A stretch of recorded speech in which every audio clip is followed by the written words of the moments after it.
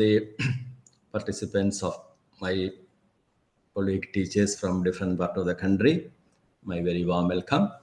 And in this presentation or in this session, I have to handle a very important topic, that is skill development, research and development, and skill development among the various themes. I recognize as more important and more what we call needs action from our part, that is immediate action. So and I'll be sharing my screen, and it is being the afternoon session. I know there will be some difficulty because listening to another session, because past 7 days you have been with the various sessions. And in this session, I'll be showing you various live videos also, and also taking you to some links. And all these links I will be sharing with you later. Then I will be talking from my experience as my association with an autonomous college for a very long period of time also. So that will help me. So the topic is about, so I hope you can see my slide clearly and you are audible to me.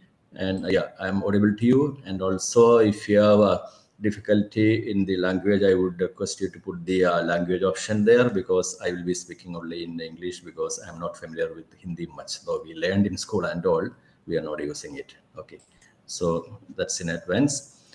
So I hope I can proceed with, and you are seeing my first slide. Is it I'm audible and visible, and my slide is also visible? Is it okay? Yes, sir. Okay, thank you. So definitely it will not be a monotonous presentation for the next long session. You have something to, some shocking news. No, that's what I would say, because when you see the reality where exactly we stand and all. So first we will start with, this is from actually, it was there part of the Hindu newspaper article also. This was there. That's about India's demographic dividend and all. Anyway, you see the first line, first sentence, what it says. The Tagore, the great Rabindranath Tagore has quoted long ago, don't limit a child to your own learning. That is our own learning, because the child was born in another time. This is what happening now. We all have to consider ourselves as, we are unfortunately or fortunately in the transitional phase of education or technological development. The so-called disruption is happening because of lots of technological advancement. It started with the COVID period, but thereafter with the AI and various other tools, it is changing due to a number of reasons. So this statement is very meaningful. So here it is talking about Tagore. See, this is what we call as a visionary or foresightedness of these people like him, generational foresight. Okay, so what did he mean by that? Okay, so what you have to see, there's a generation shift is there. Each child enters a world shaped by technologies. The technologies to which we were, when we, myself and you and all as a child, faced, that differs from what the present day child sees. So she enters into a world entirely different. Those days, we may not having a smartphone, the internet so much active, all these things. Now everything changes. So we cannot pursue the old technology. That's what he meant by that. So technology, value, global challenges also. So what happened?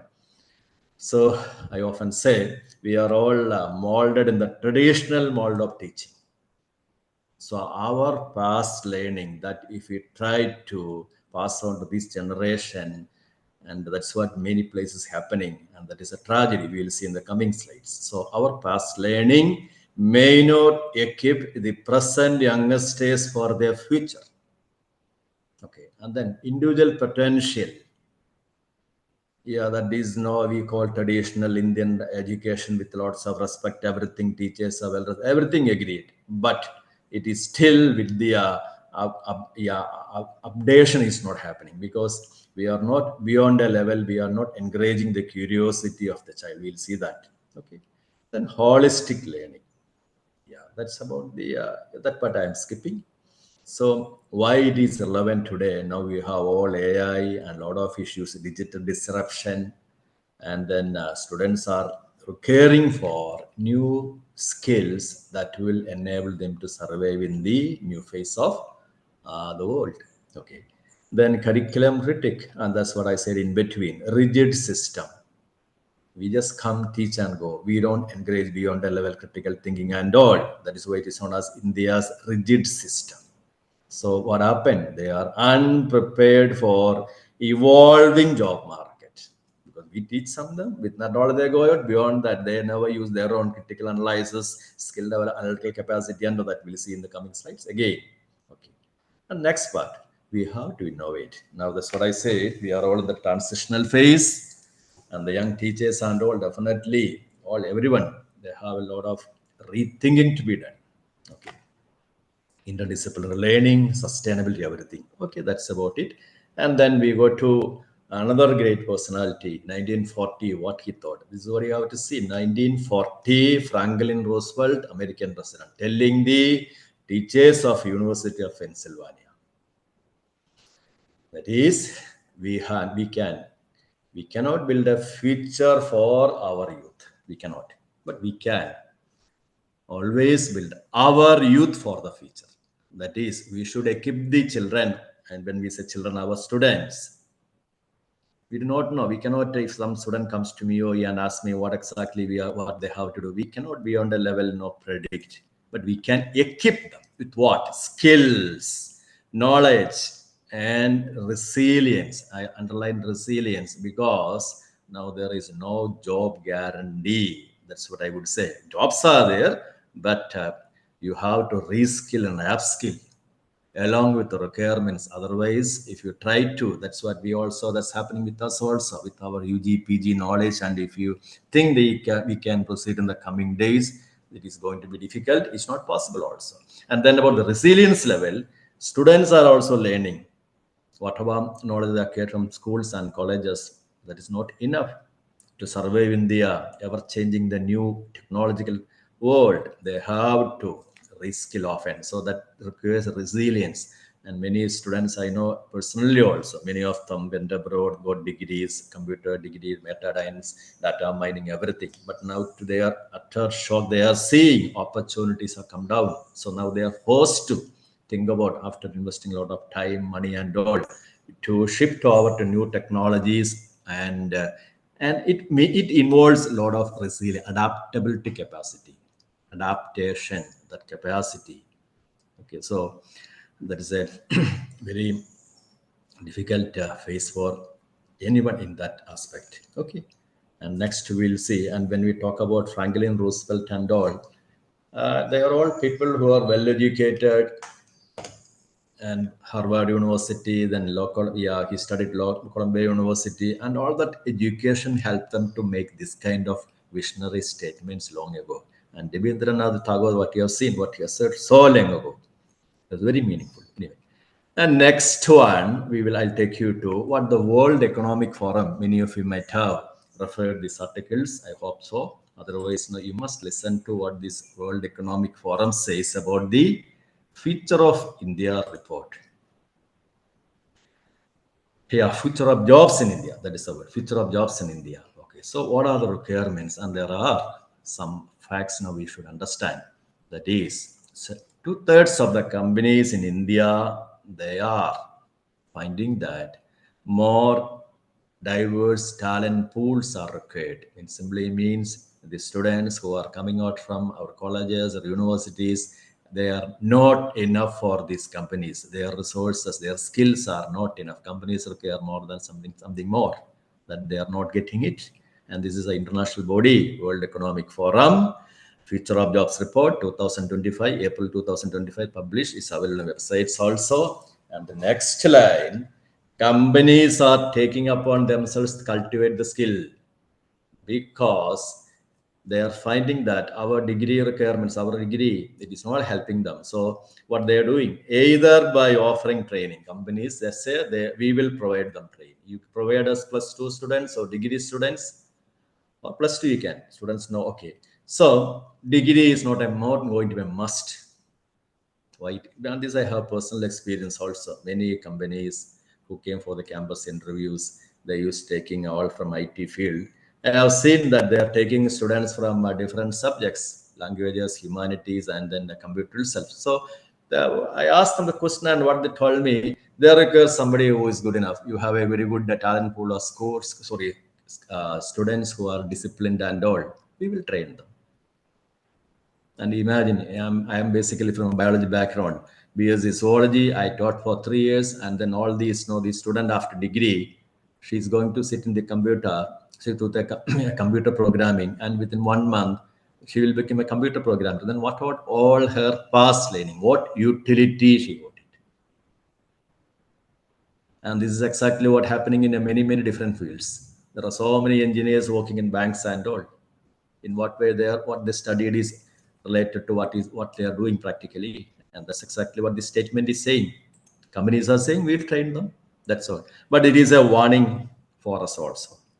Degree requirements are not necessary. If the companies are going to train them, then what is the need for our education institutions?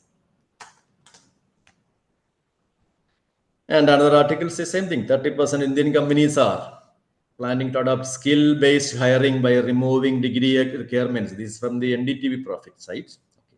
And then same thing, the future of jobs in India, how it is going to be. The same report says fastest growing jobs are all going to be in the technology related roles, especially big data analysis, AI, and then cyber security management, machine learning, and all these fields will see lots of jobs coming up. And there's a need for upskilling and reskilling. Those who are knowing, they have to go for the upskilling. Reskilling means if you are not familiar. So in my sessions, I used to tell all the teachers, faculty members, the basics of AI. You all must attend some course and understand what exactly the AI is offering, what are the options. Because the students, they being lot of having free time, curious and all, they will become experts in all, and often we will be at the receiving end. So to avoid happening that is better. And also we must know with AI what are the opportunities available in my subject. If I am from the humanities or from languages or from the social sciences, with AI, what I can do with my subject, how AI can be utilized for. Okay, so that way we have to think it up. And then India government is in a lot of activities are there, like the AI mission, skill India digital hub, and all these are required there to increase the workforce capacities, capabilities in AI, machine learning, automation. Okay. And next, there is one more line. This is all from the World Economic Forum. So the forum says India's key labor market trends, and their opinion survey says India falls behind when it comes to the ease of finding skilled employees in the local labor market. Next line, and filling vacancies by hiring foreign labor. So they are saying that the students who are coming out from our available local labor market, who came out with the degrees and PGs and everything and all from university and our system, that is not sufficient. But they are finding it, those are with the foreign expertise, maybe foreign international education, that's what they say. And they prefer to go for filling. So now with the arrival of international universities also more into the companies, what may happen if you are not willing to change? That's what you have to think about here. Biodata says everything. This person, where he studied, which university, and what is his skill and all. Companies know, they will find out easily. Okay. So these are the background, and this is what the World Economic Forum says. Then another important thing is from the World Economic Forum.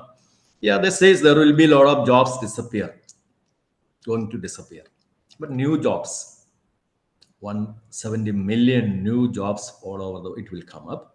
At the same time, lots of old jobs also will disappear. Okay, so skilling, it was necessary. And as per the India skill report, this is a very key point for us. 65% of high school students are with the degrees which they are not much interested. They just come out, and out of family or society compulsion, they join a college and then they get out. But they are ill equipped for the rapidly changing global market, job market.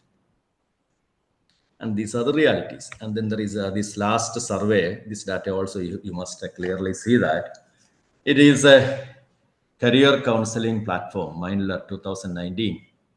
And their survey with the plus 2 students, they show that 93% of our students are aware of only these fields. 7 fields are there, 7 conventional careers. What is your aim? What is your future? They will think about doctor. And this is what? Engineer, lawyer, CA, teacher, and then IAS and management, MBA. That's all. But there are, in the modern economy, this is what we have to carefully see. There are 40 domains with 250 career options, which many students are not aware of it. Okay. So as I said earlier, they just get into your college and they get out. And we also train the same. And what are the other 40 domains I'm not seeing here? I'm showing some major domains like, yeah, engineering, technology, that all. But medicine and healthcare, what are the options available? Genetic counselor, physiotherapist, public health. How many of our students know it? And then design and creative arts. As I said, I will share this with later, because if I go reading one by one, it will take time. And sports and physical education, sports psychologist, athletic trainer, sports analyst. These are the requirements. Yeah, these are the 40 domains, and there are various career options. And then startup founder, entrepreneurship, innovation consult, venture analyst options. So each one you can say, so among the 40 domains I have shown. But our students, plus 2 students, they know about 7 conventional careers only. There are a number of other options. Okay. So this is lacking. Okay. And then I'll take you to the next important slide. This is about what are the fastest growing jobs in general. This is also from the World Economic Forum. What field you are coming from? See, as I said, biology or sociology or whatever might be that. These are the jobs are like this. So first we have what we have to think about. See, we all reached a level with our education. We have a job and the salary that is there. But the current youngsters are also, they are in the same phase where we were about 10 to 20 years ago. Degree, PG, PhD, after that what? They are looking for jobs. And if the jobs are going to be here, that is big data specialists, fintech engineers, all the online financial services and all, banking and lots of apps and all. Then AI and machine learning specialists, obvious. Then developers of various software and applications, people who know how to develop. And then autonomous vehicles, electric vehicles, solar panel also I should add here. These are the areas where jobs are coming up. And you can see under this category, big data specialists, what are there? Data mining, predictive analysis, and then fintech engineers. Yeah, all these payment, gateways to and blockchain apps and all, cybersecurity, AI machine, designing, machine learning models and all, applying NLP. We'll be seeing NLP later. Natural language processing, software and app developers, autonomous vehicles, designing electric vehicle system, autonomous navigation. So the skills in this field of, this is where the jobs lies. That's what the World Economic Forum says. And the next one, we must very clearly watch, fastest declining jobs.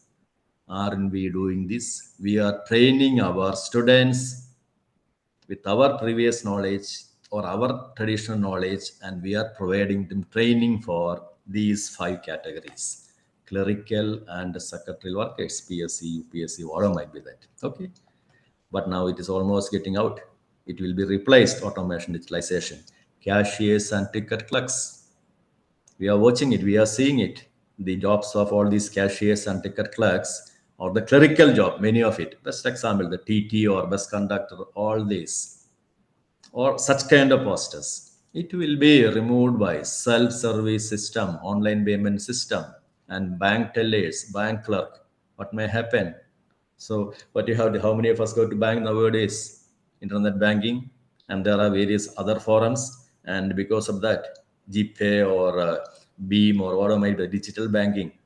Okay. And then printing. What happened to all the people who got training the computer, various computer companies and started their own computer firms. And finally, accountants and auditors. World Economic Forum Future of Jobs report says the jobs in this field is coming down, because with the arrival of various gadgets, softwares and apps and all the V accounts and auditors I mentioned, because you put your data into any AI tool and they will predict what will be your income tax and all. That is the most basic one. Okay. Then other aspects also, there will be tools. So this is a reality, World Economic Forum. So the next 2-3 slides, I will briefly tell you about what are the initiatives from Government of India. Then thereafter, we'll go to some other very key aspects. Okay. Government of India initiatives for skill development. Skill India mission is there. Okay. And then we'll go take the third one, National Skill Development Corporation, NSDSC. The second one is Pradhan Mantri Kaushal Vikas Yojana. It was there, but now it is not so much active. Adult Tinkering Labs. These are the initiatives, and visit the website and they will provide a lot of details. And among that, Skill India Digital Hub, I will request you to check with the field and also to introduce to your students also. So let them get some upskilling, reskilling, career growth, lifelong learning experiences by visiting, because it offer number of students can get their own skills. In addition to the degree pursuits, they can join many of these options available here, and they can come out along with the degree some skills. So NSDC also overview of National Skill Development Corporation. Then World Skills India internship program. There are various options are there in the this Skill India Digital Hub, and also in the NSDSC site. No, it gives a lot of options. So internship program and all there in the Skill India part. So the Skill India part, you can see this will be this is the one. So here what happened when you visit the NSDC website, there will be getting partners, NSDC training partners are there, where many teachers also can, we teachers. We are not going to teach there anything, but if you have the necessary skill, you can be a part of it. That is other side. Then sector skill councils are there, innovation engagement. And then we go to the last part, schemes and initiatives under heading. You can see number of options are there. And many of these, Pradhan Mantri Kaushal Kendra, that is what I said, technical Indian training program. What are the internship options available? Some of them free, some of them paid. But anyway, students along with their degree, they can. But first for that, to introduce a student to this particular field, NSDC or Skill India, teachers, we should be able to provide them the correct guidance. So for that, I would suggest you also check these websites later. And then there is another one called the one only NSDC. So the NSDC objective is creating the skilling ecosystem along with the private sector participation. So, and it provides support to startups, companies, and organizations. So what a teacher can do, it is a long list of notes. I will just mention, if you are skilled, it's not a direct training program, you can become an NSDC affiliated training partner. Okay, so a college or polytechnic, they can be a training partner, and you can run your skill development course as per the guidelines of NSDC, number one. Then another one is content development.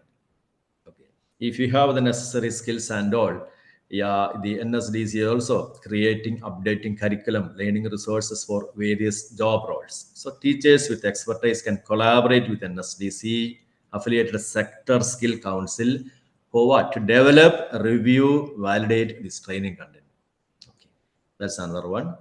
Then the fourth one is college teachers can a crucial role, designing teaching skill embedded courses that align with NSD standards. Not the kind of courses, but they have certain standards and facts are there. If you are skilled enough and if you are quite confident about it, you can join them. And then last one, which already mentioned about introducing students to the apprenticeships and internships. Students themselves, they may not be aware, and that's why this program like NEP is there, and you are getting exposure to that. So teachers can guide the students to NSDC's apprenticeship portal and facilitate partnership with companies. So these are the options given by Government of India, the various steps to take and for what? Skill development. Okay. And next one is, this is for National Education Technology Forum. There is another forum and digital tools. Yeah, so teachers can engage with this NETF, that is National Educational Technology Forum, and get training, participate in the digital training programs. And these slides, I'll share with you. That is better. And it offers LMS training, AI and learning schools. Not all of them, but you can check with these sites. Otherwise, no, if you are not, if you have many, if it is known to you, can visit some other international sites also. Digital assessment, credentialing, and then the blended learning, digital pedagogy. These are the options being provided by the government of India in their portal. And the last one is many virtual labs. The virtual labs are there, and then simulations are possible. SWAYAM labs are there, AR and VR, augmented reality, virtual reality. What are the options? That's also. So that's the first part. I'm conclude here. So here broadly what I said, the currently this is what as per for the data from World Economic Forum and all, we have to understand that the skill requirement has very important, and the students are coming with degree, PG, but are they with the necessary skills or not? They are not. And then you have seen the fastest declining jobs, and most of us are traditionally we are thinking jobs are still there and students are getting trained, but fastest coming up jobs are not there. So to survive there, students require skills. Okay. And then we go to the next one in this diagram. You are seeing the age pyramid. So what you see one side on the right side, India age pyramid. Indian population 1.45 billion or 6 billion now. And on the left side, it is 1.41 billion, that is China. And here you can see the difference. Indian population is pyramid shape, whereas that of China, we can say it is a upturned, what we call urn shaped. You are urn shaped. Okay. So that is the base is narrow. And here the pyramid you can see, pyramid shaped population age pyramid, that is what it is known as. And people are placed in the age classes are there. That is, the population is divided into different age classes: 0 to 5, 5 to 10, 10 to 15, 15 to 19, 25 age classes. So these are all the age classes. And you look at the base here, age class first one in India, 0 to 4 or 0 to 5 age class, we have 4% of the population. Male population, 3.8% female. Opposite China, they have 1.9%, 1.7%. So when we think about, so the youngest is being born, it is known to you, me and all, agreed. Okay. And next stage class, 5 to 10, India has 4%, 4.3, whereas China, it is in the range of 3.2, 2.8. And that's what we say, we were very statements, it was there in the very actively in the various media and all. That is, India is having a lot of youngsters. That is, we have demographic dividend, population study, demography. So demography wise, we will have in the future a lot of youngsters. And that too till the age of 35, under the age of 35, 65% of Indian population is 65. Whereas China has 41 population and they have more aging population. So whereas we have a lot of youngsters are there. And that is what we were recognized as we having or glorifying as we having a lot of demographic dividend bonus. But the 2024 data, it showed that unemployment in the 2024 age group is very high. Employment numbers are falling. Academic qualifications, all are coming under the UG, PG, PhD, everything. Academic qualifications are going up, but employment is not happening. Why? That is because our education system is theoretical learning, centered around theory. Students are not getting the necessary skills required by the industries or the job market. Instead, they have only no practical knowledge, no practical learning, industrial relevance or life skills also.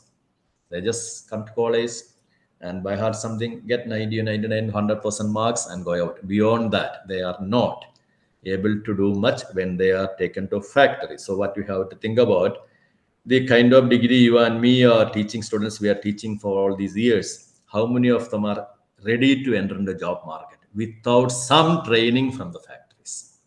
And why it is important, that's why this article in Hindu last week, India's demographic dividend is a time bomb. Why it is a time bomb? There is a very very good categorical statement, because when the number of unemployment increases, people are unhappy. That is a very dangerous situation for the country. Imagine you are living in an area where a lot of unemployed people are there. A few are employed, and what will happen?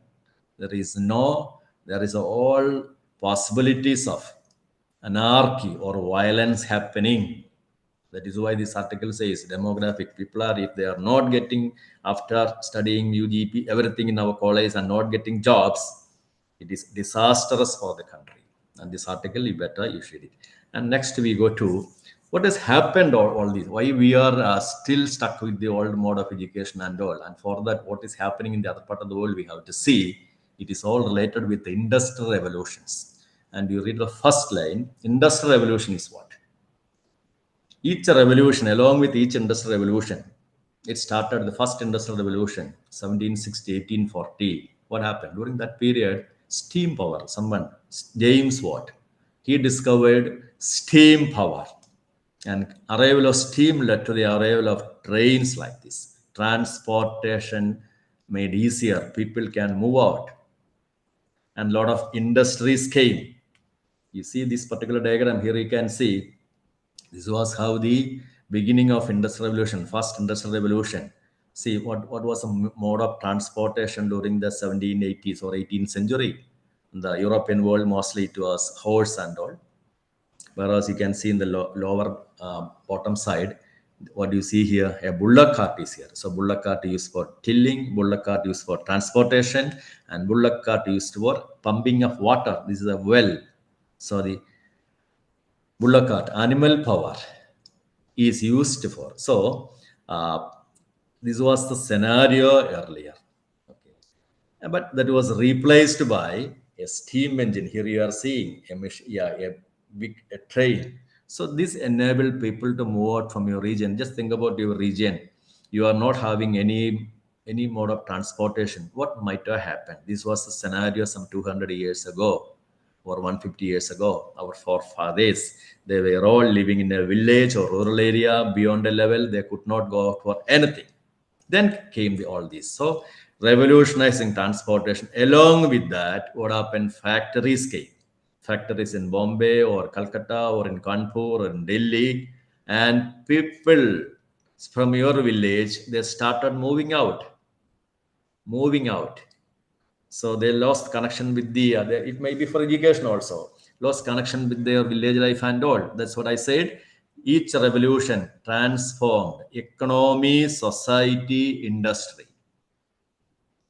Okay, so this was the first step, mechanization, steam power. Okay, steam engine came, lot of machines, and along with the arrival of factories, lot of people became employment opportunities. And what kind of employment? Unskilled workforce, just to operate machinery and assembly lines. And this is the Industrial Revolution 1. Human resource, yes, people moved from villages to factories. And for that to see, we'll see the second phase of Industrial Revolution. Assembly lines came. And this is what you see. It is from, if you also see in English, Schindler's List, that movie and all, you can see that people working in a factory, morning to evening, they will be working in a factory like this, assembling something or making something. That's all. And this is a textile factory. If we were also born during this period, definitely would have been like this, morning to evening, working in a factory. And how is life in a factory, assembly line factory like that? Because this is made possible, I forgot to mention, after steam power came the next one, key innovation, electricity, hydroelectric power mostly. So steam power to electricity, and along with that, more assembly lines, factories, they all came. And to see what will be the life in a factory, I'll take you to a video, and there you can understand what exactly. And it is from the Charlie Chaplin movie. It was 1936. So movies reflect what exact the scenario in the factories or the lifestyle of people in that region, at that period of time. And you watch it and then you will understand. Okay, one moment. Right.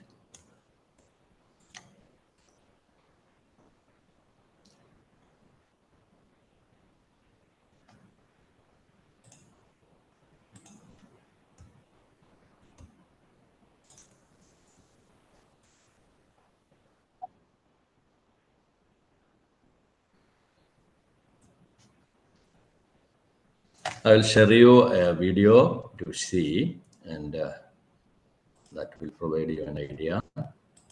Just watch it.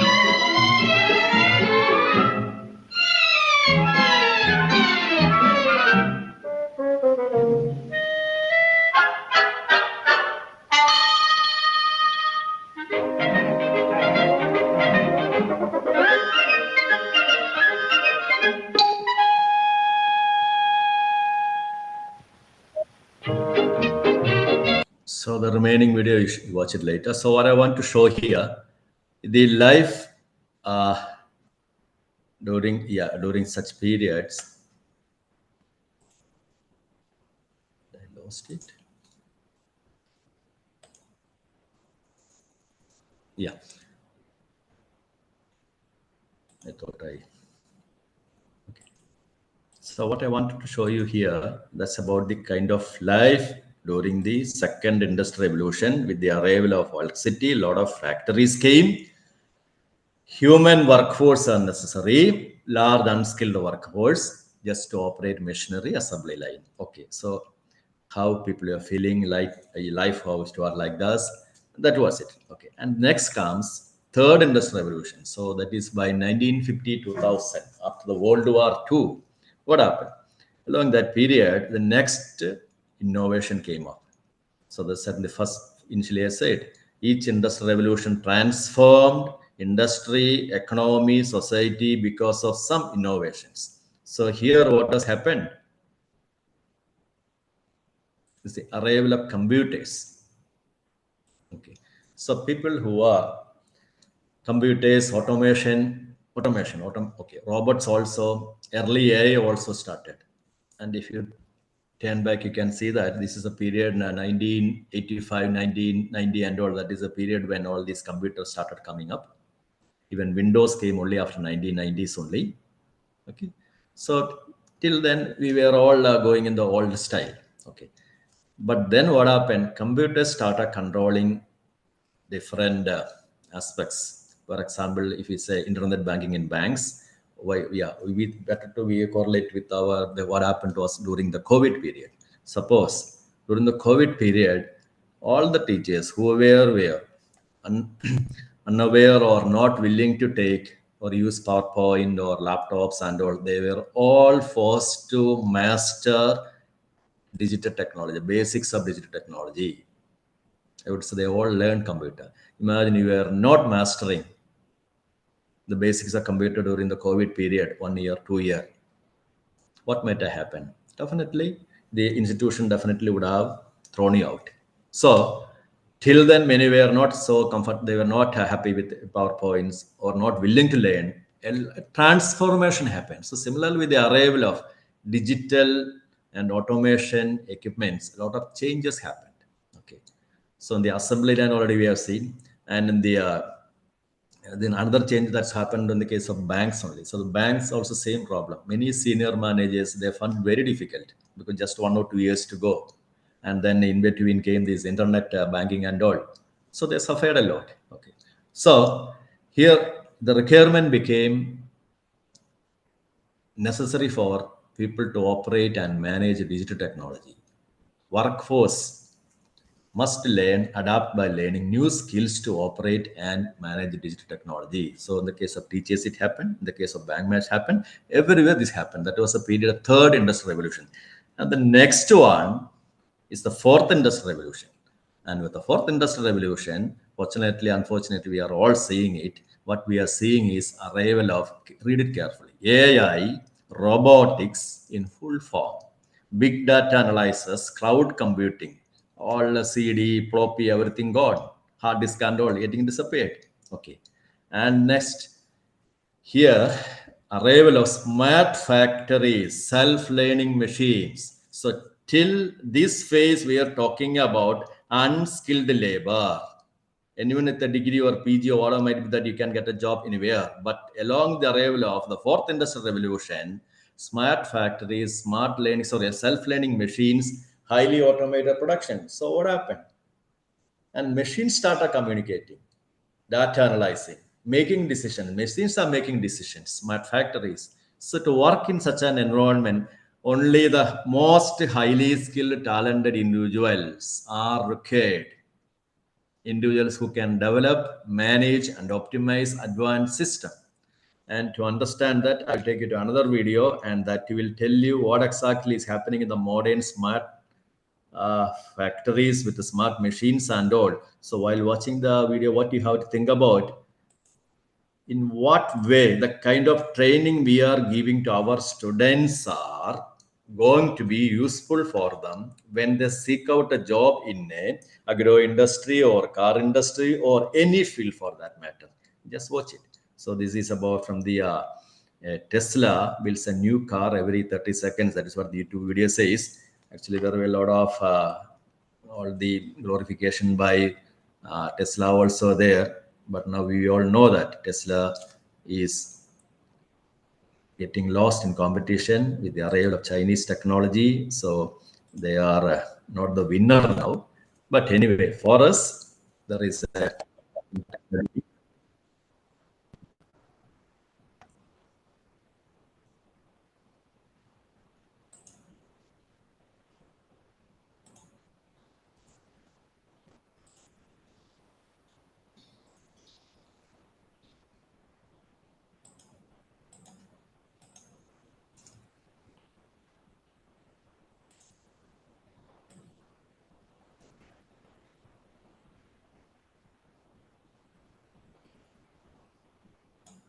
factory in Texas, because this is the most clear example of how Tesla makes a vehicle in a way that no other company on Earth can match. The first stage of this process is going to be fabricating the various panels and vehicle structure that make up the Model Y body. To do that, Tesla is going to use a process called stamping.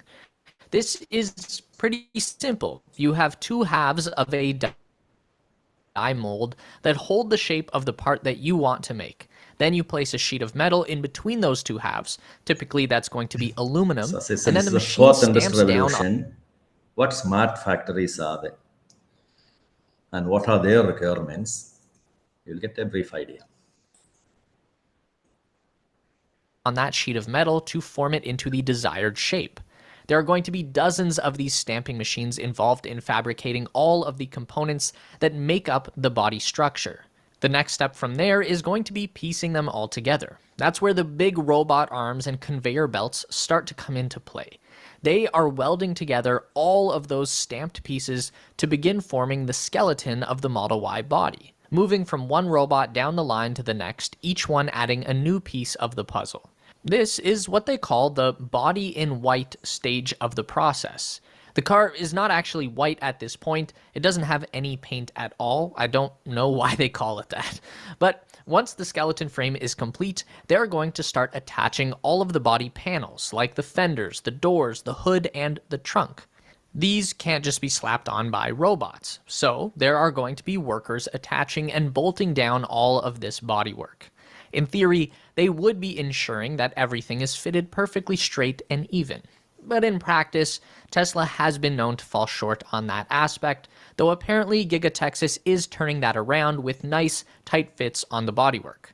From there, we go on to the paint shop, where the assembled body gets sprayed with primer and then sanded down to a level surface. Then it goes through a whole series of spraying and dunking and drying sessions, getting multiple layers of paint and gloss, depending on the finish.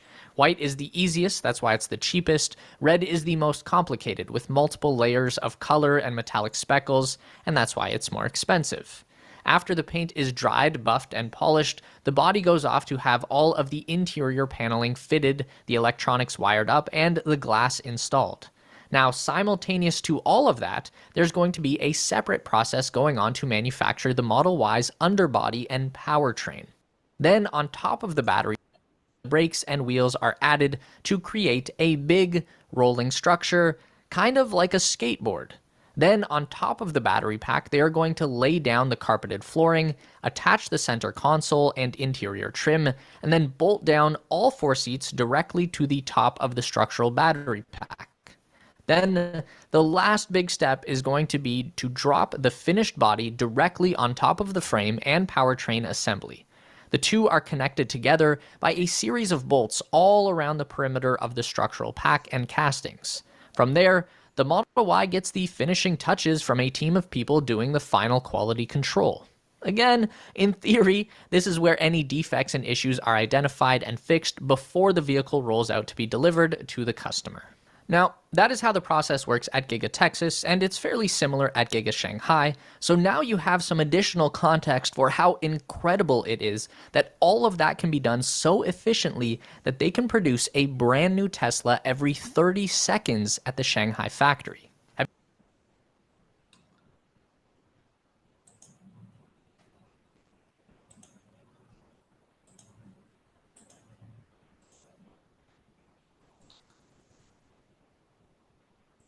So now we got an idea what exactly the 4th industrial revolution has taken us.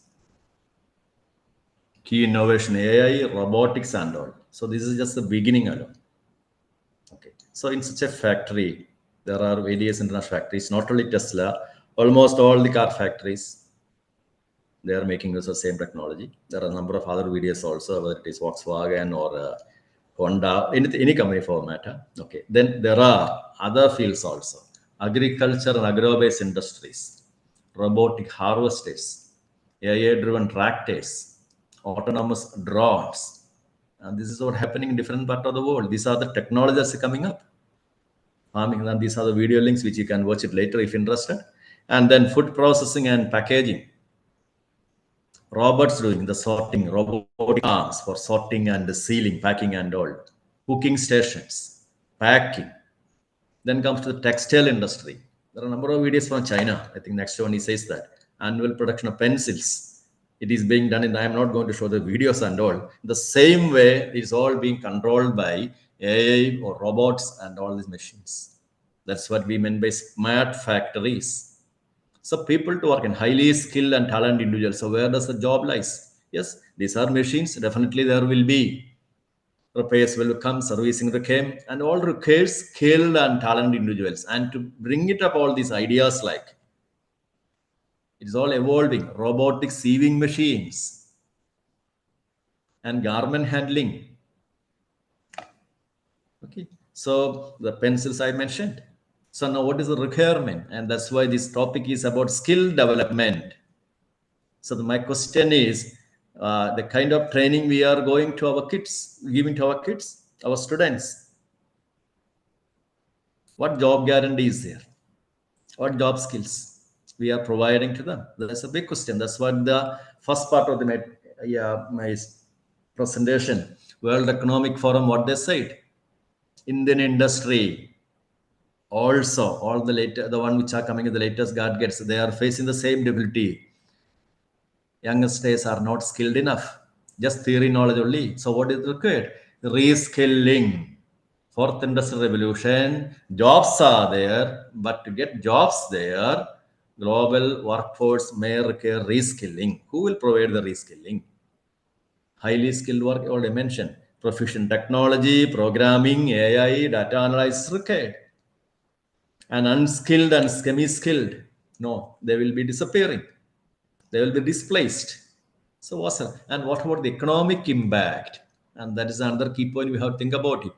Adaptation training. Yes, countries with large populations. We started with the demographic dividend.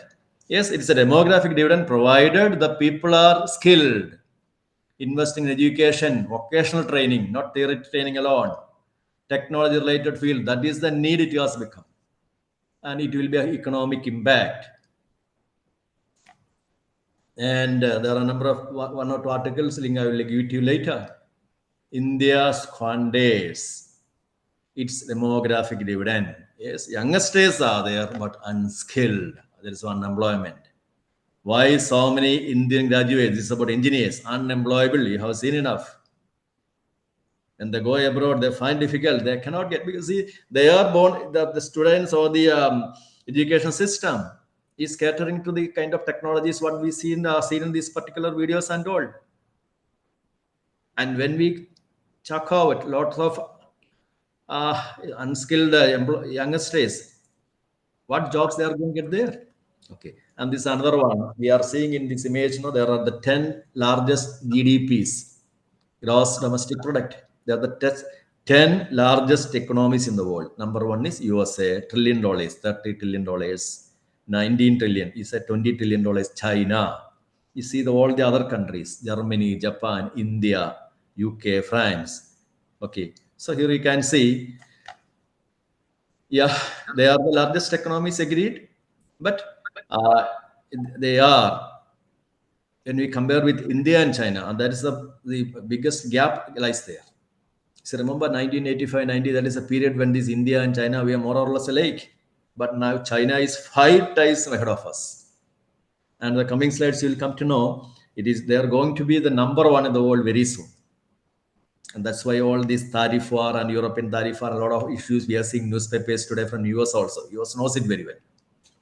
So the question here, yeah, top 10 countries by GDP. Okay, at the same time by GDP, per capita income, per head income, same 10 countries, you see all others are with 5-digit data.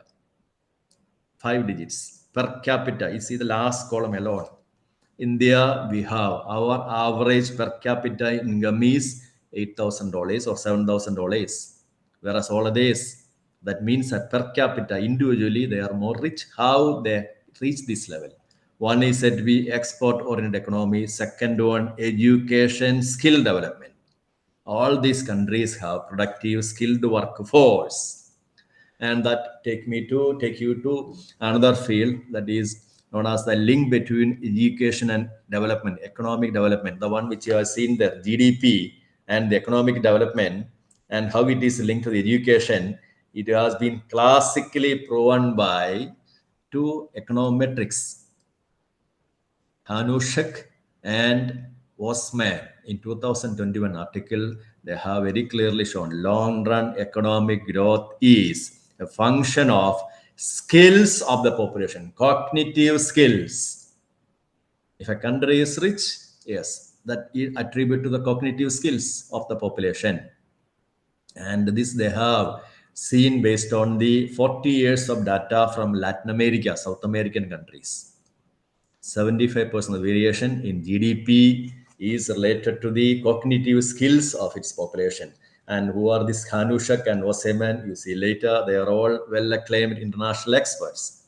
American economist, other known as German economist, social science teachers must be knowing that. So the topic is link between education and economic development. Okay, and they have written a book called, which you can, if you're interested, you can refer later. Knowledge is the key to a country's development. Knowledge capital. Knowledge capital of notions.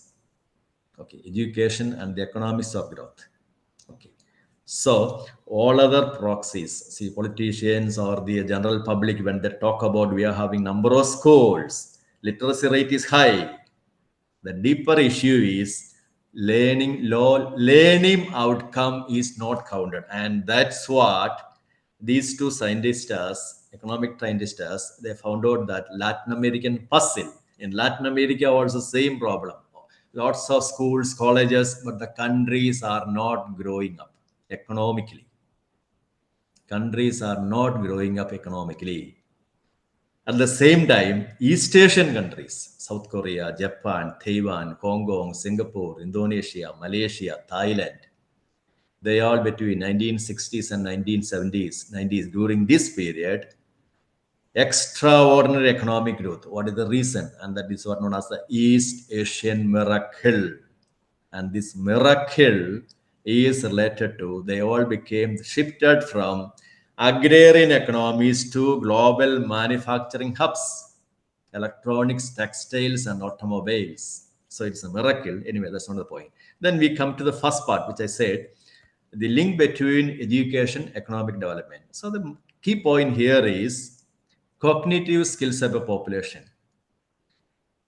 GDP, high GDP is all related to international measures of math, science, critical thinking, problem solving equal to cognitive skills of population. So what is cognitive skill? So cognitive skill meaning means this is my cognitive skill, your skill means that our core abilities of capacities of my brain to think, learn, and remember. It say it as the cognitive skills of a student, same thing, the thinking capacity, learning capacity, remembering capacity. And these are essential for learning, problem solving. Okay. So when we see it all, what you have to see, we have to go to the Bloom's taxonomy part. And taxonomy, I'm not going to repeat the same thing. You might have definitely studied elsewhere. So in the Bloom's taxonomy, you can see when a student or learner goes to the school and college, there are two kinds of learning takes place. The beginning is the lower order thinking skills, initial phase of education, lower order thinking skills, remembering capacity, understanding capacity, applying capacity. Next comes then that phase, the learner enters into the higher order thinking skill. In any education system, this is what happening. Initially, lower order thinking skills, and lately it will lead to higher order thinking skills. What is the higher order thinking skills? We get the analyzing capacity, evaluating capacity, ultimately creativity, innovations. Lower order thinking skills are memorizing tables, history, and all text preparing, all formulas. Yes, understanding is also more or less same thing. Then apply. Yeah, you have some formula, and then you know how to solve a problem, or grammar use and all. Grammar use in English or any language for that matter. But in the higher order thinking skill, what happens? Analyzing. A student is able to analyze, understand the reasons for an event. Evaluating. Students make independent judgments. They can. See, if you ask me, you can say how many of our students are able to write a good review.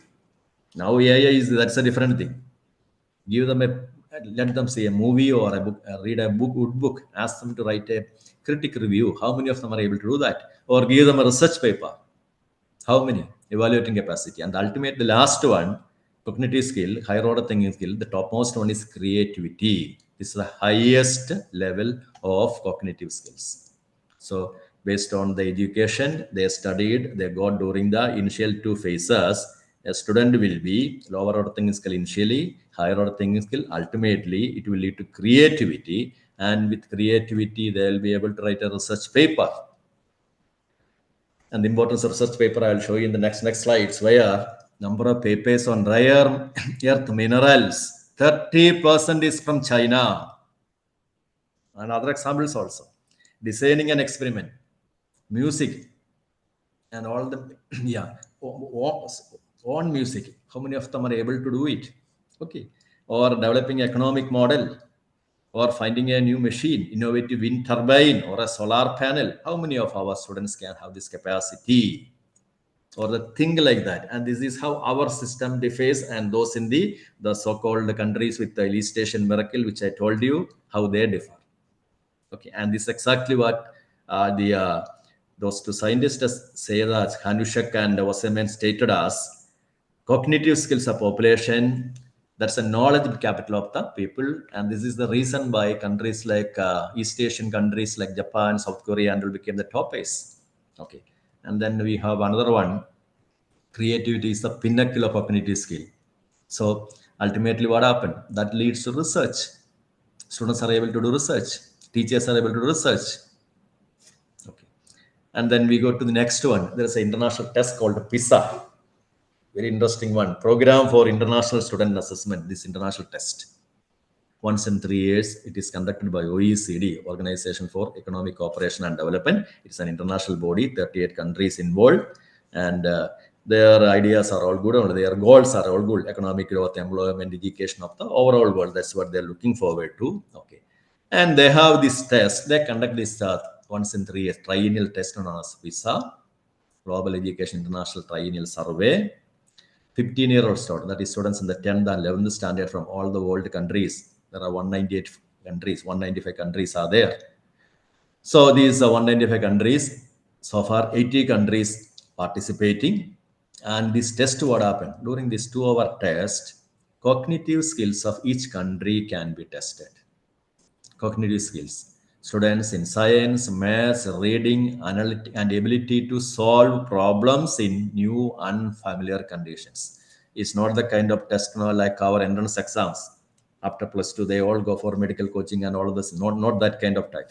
These are different questions, international exam conducted by OECD, and the results are mind-boggling and also shocking for us, because you see the top 10 countries. Yeah, this is the top 10 countries, top 20 countries in the international test consistently for the so many years, 2009, 2012, all these years. The performers are all from mathematics or science or reading, critical analysis and everything. They are all from Singapore, China, Japan, Taiwan, Korea, Southeast Asian countries. And you can see even European, Belgium, Sweden, US, they are all behind. And these are the countries which I just now referred as East Asian miracle countries. East Asian miracle countries. Okay. So that's about the PISA test. And the PISA test, now this is available in the Wikipedia. I would request each one of you to refer this page also, read that Wikipedia. And there, no, the one major point which struck me was about Germany. Germany, we are so shocked to see they are not in the top 20. And they recognized us. It is a failure of their education system. Their +2 students are not good enough. When compared to others, they are trailing behind. A proud nation, they cannot digest it. And the government ordered immediately drastic change. And more or less same thing happening with the NEP in our education system also. And we are nowhere in this picture. And that is the shocking part. We all should understand it. 2000, once we ended, 73 countries wrote in that period, 2009. Our rank was 73 among the 74 countries. We were just ahead of Kyrgyzstan. Kyrgyzstan, a country with 6 million people. How many million we have? We are with 1.4 million. 1.4 billion people, 1,400 million people. Thereafter, HRD, Human Resource Ministry, India did not participate. 2012, 15, 18, citing one reason, another reason. Whatever might be there, remember in 2022, number 1 is Singapore. And the same Singapore was number 5 in 2009. So what does it mean? Their education system is better and they are economically well ahead. And that's exactly what this test wanted to show. Okay, and everyone's in the, still it is there. Okay, and then, yeah, the bottom 20 countries are there. 80 countries wrote, top performers are there, lower performers are there. And this is not to ridicule them, but actually what is the purpose of this test? When we are seeing that number 1 are coming in the Southeast Asian countries, and it is a message for the other countries also. If their students are ranking very high in critical skill thinking or in the skill development or in the cognitive skill testers, other countries have to learn a lot. So those are the advantages of the kind of testers. The PISA enables identifying inequities. where do we stand? So in the wrote ones, we know that our education system, and this I know personally very well because many of my students, I was the principal of a very top-rated college. Many of our students got with a lot of difficulty in the international universities, top 100 in the world, European universities and all.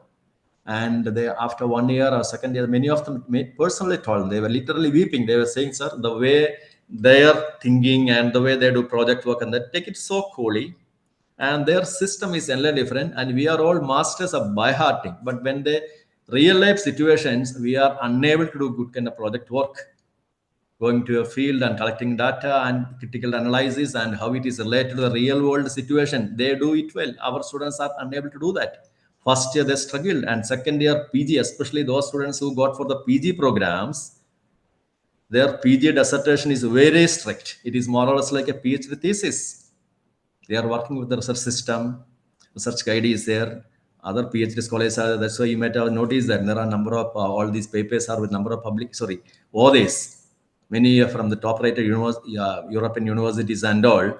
Number of ODEs will be 5, 6, 7. That is the entire batch of PG students will be there. Postgraduate students are doing that. But it's very serious about it and all. But our students say they found very difficult. Okay. And so benchmarking, a better understanding of what works and doesn't, what doesn't. And when we, then the one point which I didn't tell you, and they often the students in the other countries who went with the scholarship and all, they used to compare. We are all with the Pakistan and the Bangladesh. We are all the same boat. Whereas it's Vietnam, China, all these people, they are doing quite well. Okay. So the PISA, what is the justification survey? What advantages by participating? So we are able to we are understanding it, enabled to identify what are the kind of the system where improvements are required. And next one, benchmarking. Yeah, benchmarking, you know, which system is good. When I say Singapore is number one, their system is good. Southeastern country, their system is good. Policy making. This is what the message for the policy makers. Government, data-driven decision. When I say the German government, after seeing the results, they were so shocked, and they understood that their education system, what the kind of training being imbibed to their students, that is not sufficient. Okay, and global perspective. That is what which I was expecting. Global perspective of about Indian students. And when the students say we are being compared with Bangladesh and some lower-income countries, it's a very sad situation. And but the faculty members, they also know that our students have their own difficulties. Then accountable, who is responsible for all this? Myself and yourself, we are all aware, must have understand that we are all part of the system. If our students are not doing good, our education system, PISA holds education system accountable. When we say education system, we are part of it, and our government also. And that is why this NEP and like kind of thing has come. Many think tanks understood that. And then another reason is the kind of growth that is happening in the other Southeast Asian countries, especially China. We are coming to that part later. Okay. And then there was another one. So this PISA test, no, when you have time, kindly refer it. I will give you the link, Wikipedia article. And here you can see the world map is there. The countries in red, Latin America. But anyway, we should be, yeah, at least they participated. The entire Africa here you are seeing has not participated because they are not interested. What might be the reason? Okay, government of India, you know the reason. We have one experience now of it was very disgusting. So after that they didn't go. But here you can see the entire Asia, small patch of green color, Southeast Asia. So green in top right, they are red in the lowest, and then this yellow magenta color is middle rated. Okay, so Canada, US, and European countries, the top is Southeast Asia, then Australia. Okay, but here Indonesia, all those countries are not in the green red at all. Sorry, not in the green. Anyway, so it's a Wikipedia. So this is the PISA test, and similarly there is another test also. This I'm not going to explain much. That is known as the TIMSS. International Mathematics and Science Study. They also conduct international tests, and they are also top performers are from East Asian countries, and we are below the international average. So we can see India with 500 is the international average, and our score is, it is a test for 4th standard, 8th standard, and then 10th standard students. And there also, you are not in the picture. Okay. So this is now we have yeah. So all these testers reveal to us where exactly we stand. Okay. And then when we talk about the expertise required for various skills required in various fields, it is not about industry alone. There will be another one which we have to learn from this slide, that is about agriculture expert. You just see who are the top pays in this particular field, agriculture. Once we were the top pays, in Asia, China, and India were the top pays. Cradle of agriculture revolution and all, everything happened. But now the top pays are US export. Global exporters of agriculture product, number 1 US, number 2 Netherlands. Underline that, it is a white mark. Number 2 Netherlands, number 3 Brazil, then Germany, China, that all. See, this Netherlands and US, the difference is Netherlands is something like, when we compare India and Sri Lanka or Bangladesh, size wise, Netherlands is just 1/200 the size of America. USA is a huge country. Brazil is a big country. Germany, another big country. Both Germany, East and West Germany together. China, another big country. In between, this small country, and not only that, the most shocking aspect is they are number 2 by using just 0.5% of farmland. They have the agriculture technology or the agriculture skills, which they got from their universities. And they have different practices. And there is one example you have to read here, tomato yield. You have to consider us. Yeah, their skill, where the kind of skills they have. India, one average tomato yield per hectare is 20-25 tons. Netherlands, open field agriculture, which is almost disappearing, 50-75 tons per hectare. That you leave it. Greenhouses, that is huge farms. We are going to watch one video about it. Huge farms, nearly size of 1 or 2 football grounds, 5 hectares, 3 hectares, like that. There the productivity is 120 tons per hectare. 250, 600 in the high-tech greenhouses. And how they are able to use it because of their skill. And when we say the skill means what? High-tech greenhouses with the hydroponic and substrate equipment. And I'll take you to another video that is very interesting for you to see.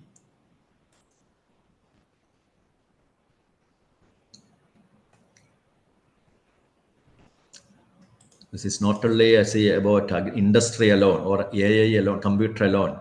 Other fields also skills are required.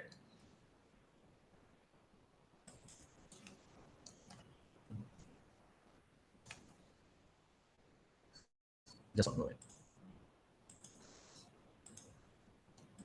So in this video, what you're going to see, one greenhouse, and this is agriculture technology which they have, and how they are able to become the number 2 in the world by using just 0.5%. They are the biggest exporters of agriculture products. Okay, and how much money they make out of it, and from where they have the skills also. And when we say skills, in this video, what you have to see, you are seeing greenhouse, okay, number 1, and there are youngsters working, youngsters are working there. And these plants are not grown in soil. Instead, plants are grown in coconut fiber filled bags or rock fiber filled bags. This is where skill and technology comes up there. Okay, and no pests or pesticides because inside the buildings. Okay. Welcome to All Farm.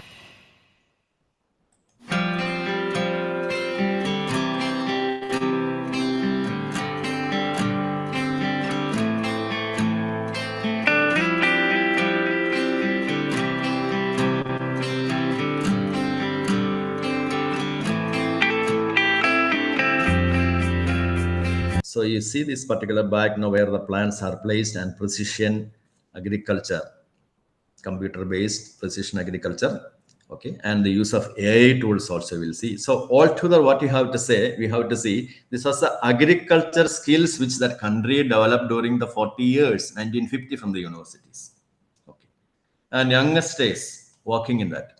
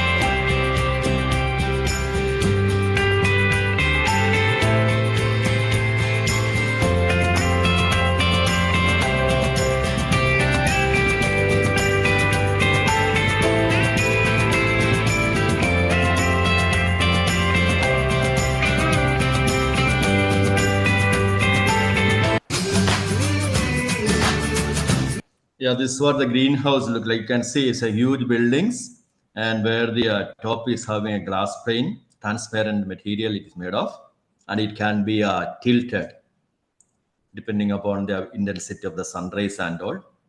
And when sunrise is a European country, and they grow everything there, almost all the vegetables. Okay. And this is capsicum, which is bell pepper. And during the winter season, they use LED light, LED light. So each one, what we have to see generally, this is a modern agriculture technological skills they got, and the second largest exporter of the agriculture products.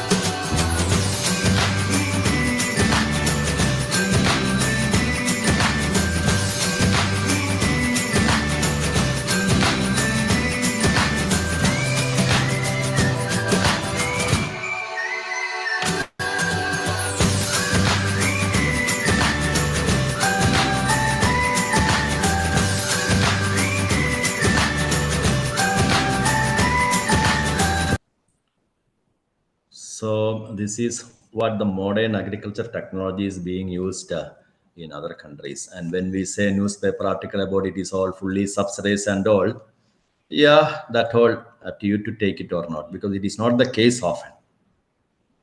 Okay. So with the better technology skills which they got, they are far ahead of many other countries like us. And it is not only this European country alone, there is a nearby countries also. One example is there, that is the case of a country called Baku. And this Baku is a very poor country when compared to India and all. And there are also a number of firms.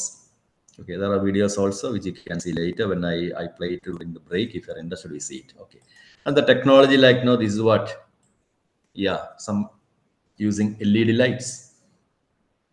And this is from the website of Philips. They are offering strawberries results for growing fruits indoors with the light for LED light and all. So during daytime and sorry, nighttime also provide light to the plants, and this is a greenhouse farming.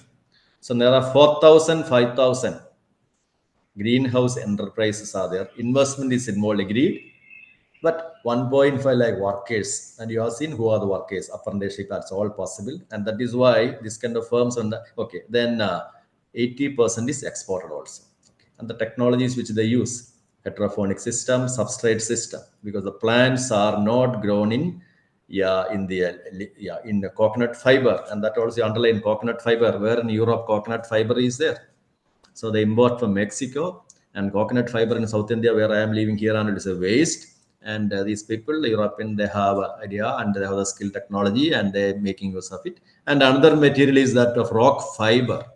This is rock, volcanic rock, and somebody discovered, 1,500 degrees Celsius, and they made it in rock fiber. And this rock fiber is used for using all these planting, tomato or a number of other items also.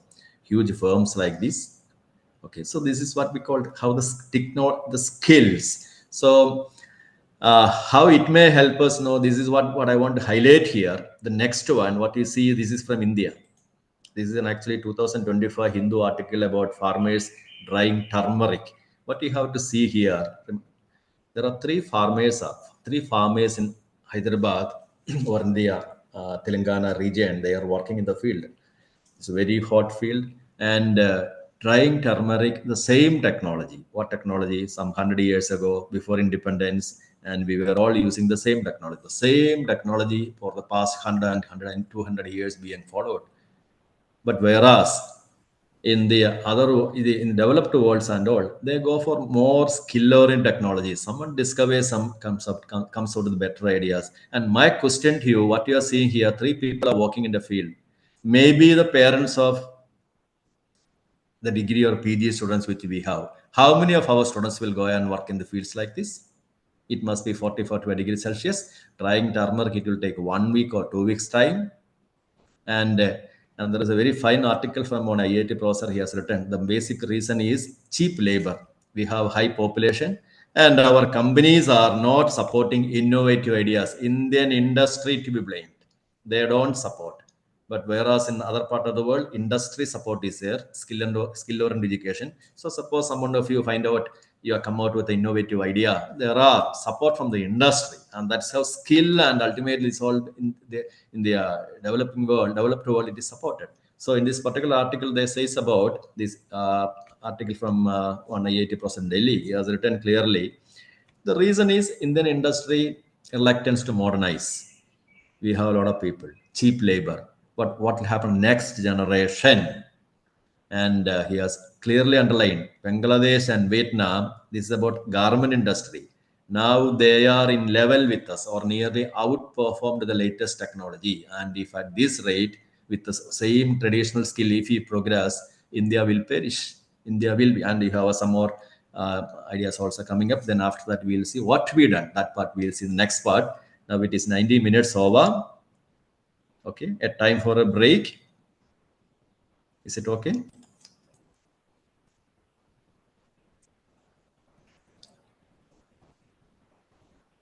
So now it is 3:30. I'll rejoin by 3:45. Or you don't want a break? Okay. Thank you.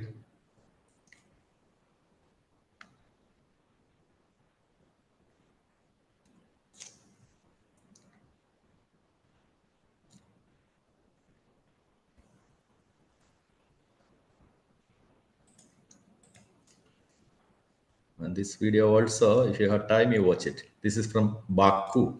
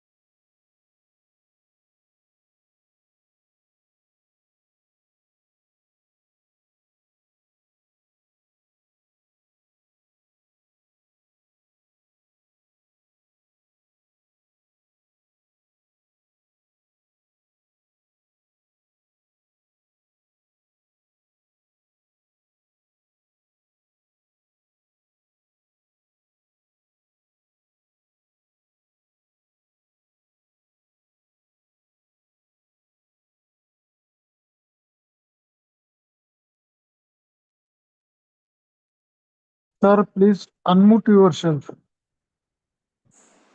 Yes, sir. I think there will be a break. We will continue. Please wait for 1 or 2 minutes. Okay, sir.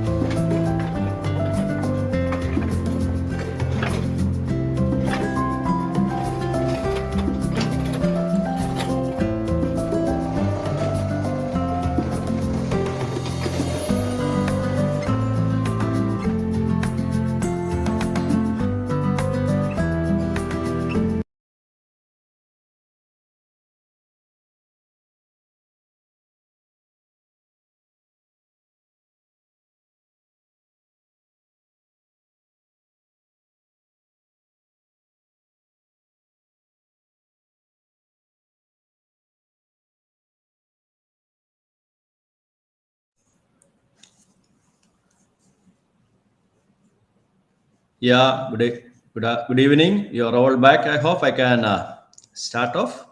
Okay. And if you have any comments or any messages to share with me or interactions required, you can message me because, yeah, my initial part of the presentation will be all about the technologies, what's happening all around the world, and why we need to change. Okay. And the second part will be focusing upon what are the practical things we got to do. Okay. So this is what, whether it is in agriculture or industry or technology happening elsewhere, and where do we stand? As I have shown you with the case of dried turmeric and all, same age-old practice. Can blame the farmers because no, they don't have the technological know-how. They may not be watching what is happening in other part of the world. What are the technology happening like? So, and also they get misled by a lot of other aspects, and that's why agriculture sector it is remaining stuck in our country like that. Now with the US tariff and all, we are facing the same scenario. Countries with the largest agriculture production, Yes, they are doing it with the technological advancement, technological skill, agricultural skills, we should say. Whereas we are still stuck with the old one, saying that we are the traditional farmers and all. How long we can go along like this? And the biggest question is, as asked by that IIT professor, what are the next generation? How many of your students or my students, they will venture into agriculture? And you read these figures, India GDP wise, we are fourth or fifth largest in the world, all agreed. But 54% from service sector, industry 27, and only 17% from the agriculture, but 55% of the people are working in that area. 55% of the world people. So low productivity, low income, definitely. That's why when we say in the in-between I mentioned, that is, we are the only 10, among the 10 largest GDPs, we are the one with 4-digit per capita income. Others are much ahead of us. That is because of this kind of technology skills they possess. That's what I would say.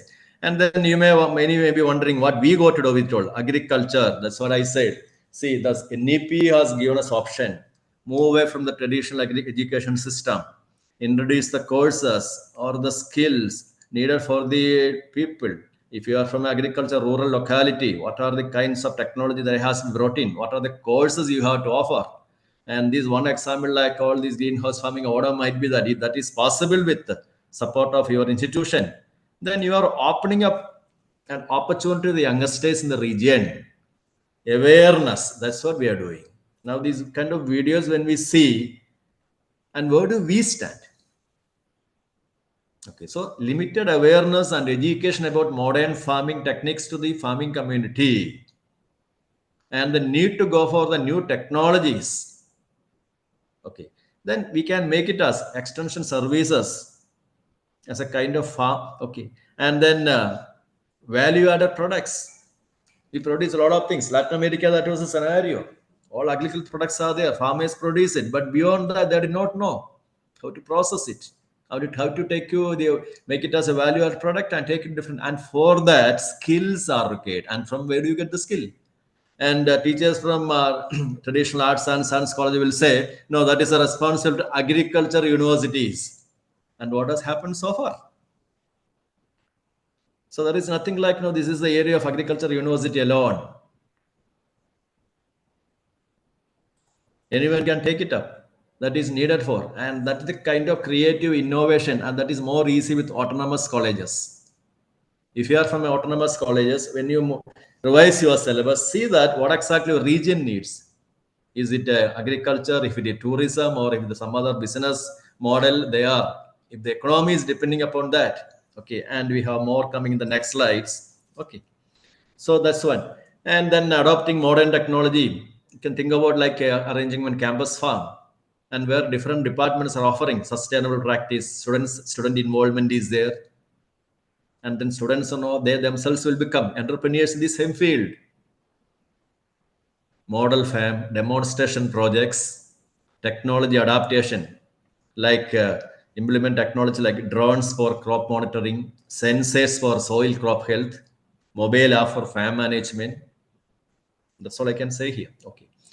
Then what is the impact will be when you establish a modern farm and offer courses related to that, practicals related to this kind of model farms and all. It benefits many. Students get practical experience, understanding of modern practices, community impact. Students will take to their parents, and the local farmers will become aware of what are the technology and all. And that way your campus, suppose you belong to a specific institute or college, and become a center for innovation, fostering research and development of agricultural challenges. So this is about agriculture on I side. There are other areas also same thing can be done. And next we go to the next one. This one which are all familiar to all of us. How come this China became the largest EV, electric vehicle battery producer? Electric vehicle fuel cell is, read it carefully, 53% of world's batteries from this country. And last year, 23-24, India, we have nearly 20 lakhs electric vehicles. All the batteries from China. All the batteries. And that is why this article, it was from one journal. It is written, EV colony of China we are becoming. And all our money is going to trade imbalance, going to that country. That is good. They have the technology. Okay, but how could they reach this level? That's what we have to understand. Remember that 1996, lithium iron phosphate as a cathode material for battery, it was discovered by John Goodenough, University of Texas. Can't blame the Americans when they blame you have stolen our technology. What China did, they got the technology, understood it, that's all. But thereafter, further improvements in the battery technology that China did. And how it was done, you see that from 2000 onwards, what they did. They understood that in the long run, battery, EV electric vehicles are going to be there, and these fossil fuels have to be replaced. That is because of the United Nations Earth Summit and all. A lot of implications are there. I'm not going that side, climate change and all. But anyway, they knew that green energy transition is going to be there in the future. So they invested there, encouraged R&D, lithium and batteries, number one, 2000, another 10 years. And it all started with the BYD, the same BYD car company which we hear. Initially, they were battery producers. They became the pioneer in battery house.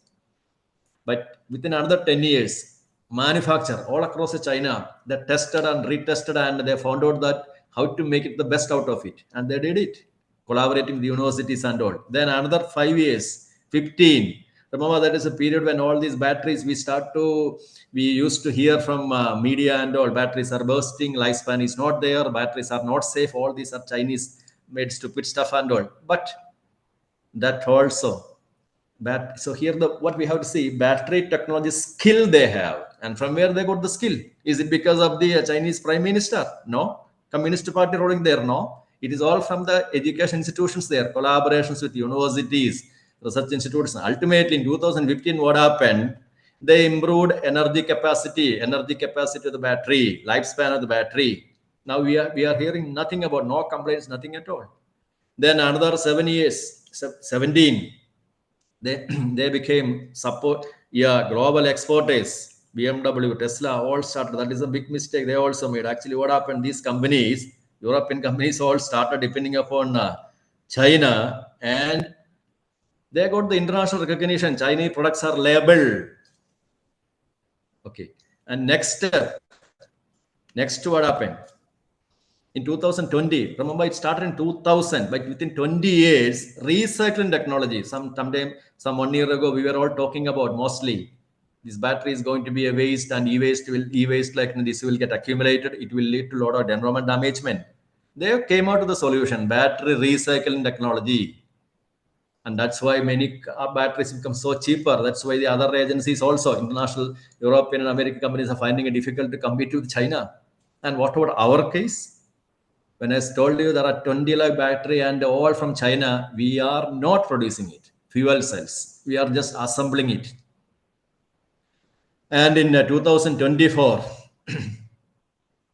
global leadership, and 25 they are about to come with solid state batteries. And now recent days, we are hearing now they are this BYD and CATL, they are moving away from lithium batteries to sodium based batteries.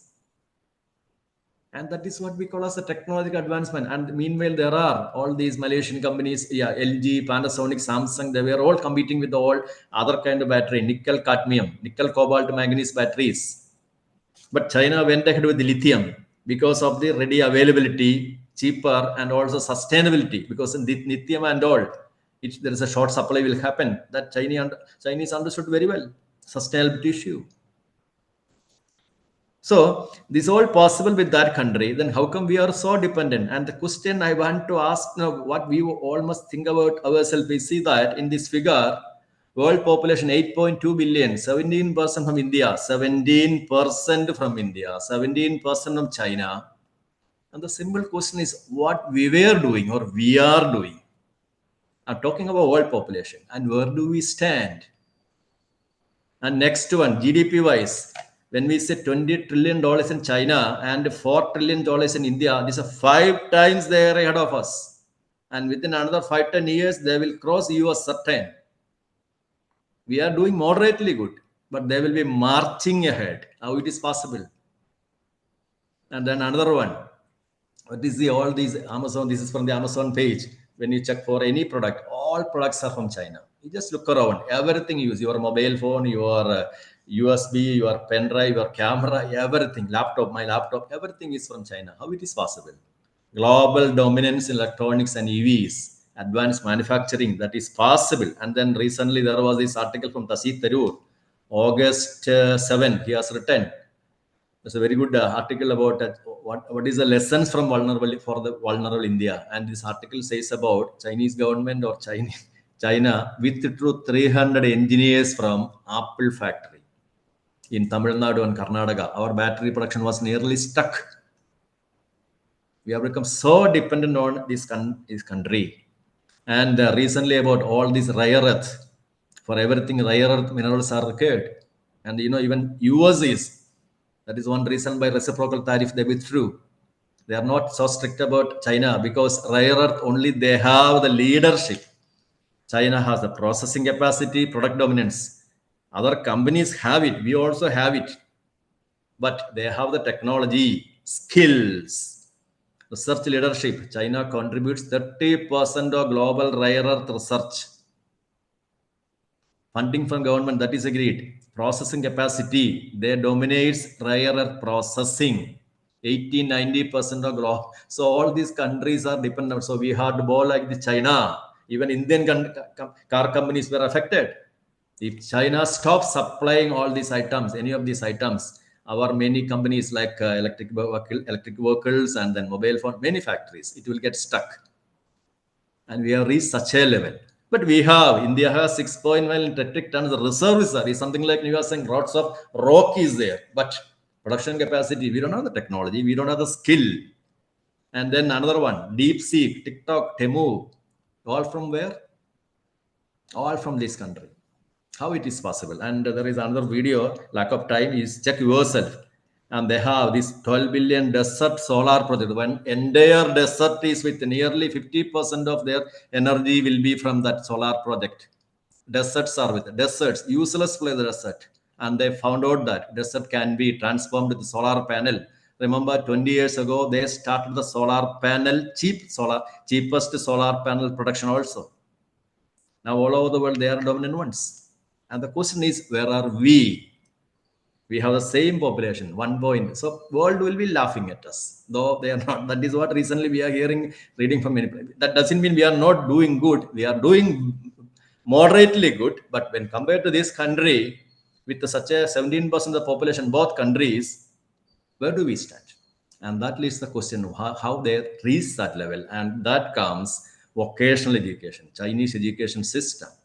Two parallel education tracks, general education track, just like us, degree and colleges and all. Then the vocational education track they have, skill-based careers and industries. We have. So here you can see, after the 9th grade, students enter vocational schools. And what is our scenario? We laugh at them. If your students or my students go to ITI, we look down at them. We treat them as, no, they are not as good as. Okay, but here in China, 50% of students go to vocational training. And in the developed countries also, many European, American, all these countries also, number of students enrolling in degree, PG, less. Instead, they go for something else. They get some skill-based education. Germany, everywhere same. So in China, 50% go to vocational training. What happened to our BO courses? It was a failure. Why it was a failure? Because we are masters of theoretical learning, no skill-based, no practical exposure. We'll see more of it later. Then industry collaboration, industry academia partnership. In India, colleges are isolated. We do not have. See, I was from a very good college, I know that. But how much we are interrelated with the industry and their requirements? Nothing much. But here what happened, you see, in China, companies co-design. It is not only about China, other developed countries also same thing. South Korea, then China, Taiwan, everywhere. Companies co-design courses to match the real world industry need. If you are having all these laptops and all semiconductor coming out from Taiwan and all, they have a number of courses. And students from that doing that courses, they will be entering into semiconductor industry. That's all. Okay. So strong industry collaboration apprenticeship program, the one which I showed you with the Netherlands. They are the second largest exporters in the world. Agriculture. Okay, how it is possible? And there you have seen in that video, number of students, they are all youngsters. Apprenticeship programs are there. When there are 4,000, 5,000 firms like that are there. Which one? The greenhouse farms. It is an option for lots of option for the students to go out and work. Whereas in India, as I showed you, turmeric drying with all the technology, what apprenticeship? Who will go there? No opportunities at all. And then dual education apprenticeship model. And this is what China copied German system.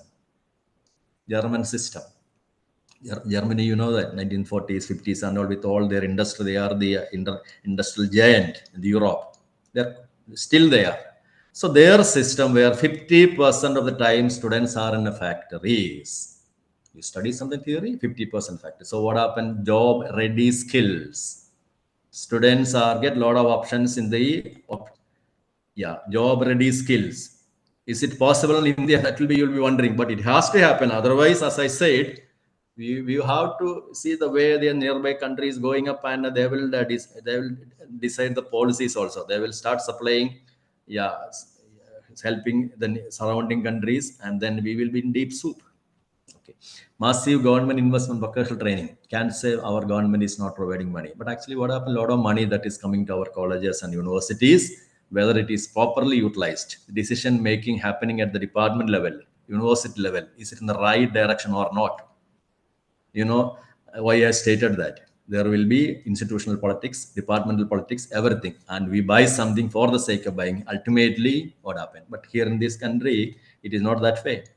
Vocational schools, they have the latest state-of-the-art labs, AI and robotics. If you are seeing, and solar, whatever might be that training centers, they are all well equipped in the partnership with the technical giants, and this is their system. Okay. And the very important one, cultural mindset, which in the beginning I mentioned also, careers are respected and well paid. And India, what happened? Our society and our family pressures students to take white collar degrees. You just think about, we are all teachers. My son or your son go for an ITI, not IIT. IIT means everybody is happy. IIT, ITI, Polytechnic. Even if we allow, others will not allow. Okay, so ultimately what happened, as I said in the beginning part, no, our students, they know only 7 career paths, nothing more than that. And they are not willing to take, and we are not permitting them to go for anything else. So vocational careers are respected, well paid. Okay, so this is another one. And now in the coming days, definitely there will be a lot of need for AI technicians, automation engineers. Okay, so, and all this training has to come, okay, and that's okay.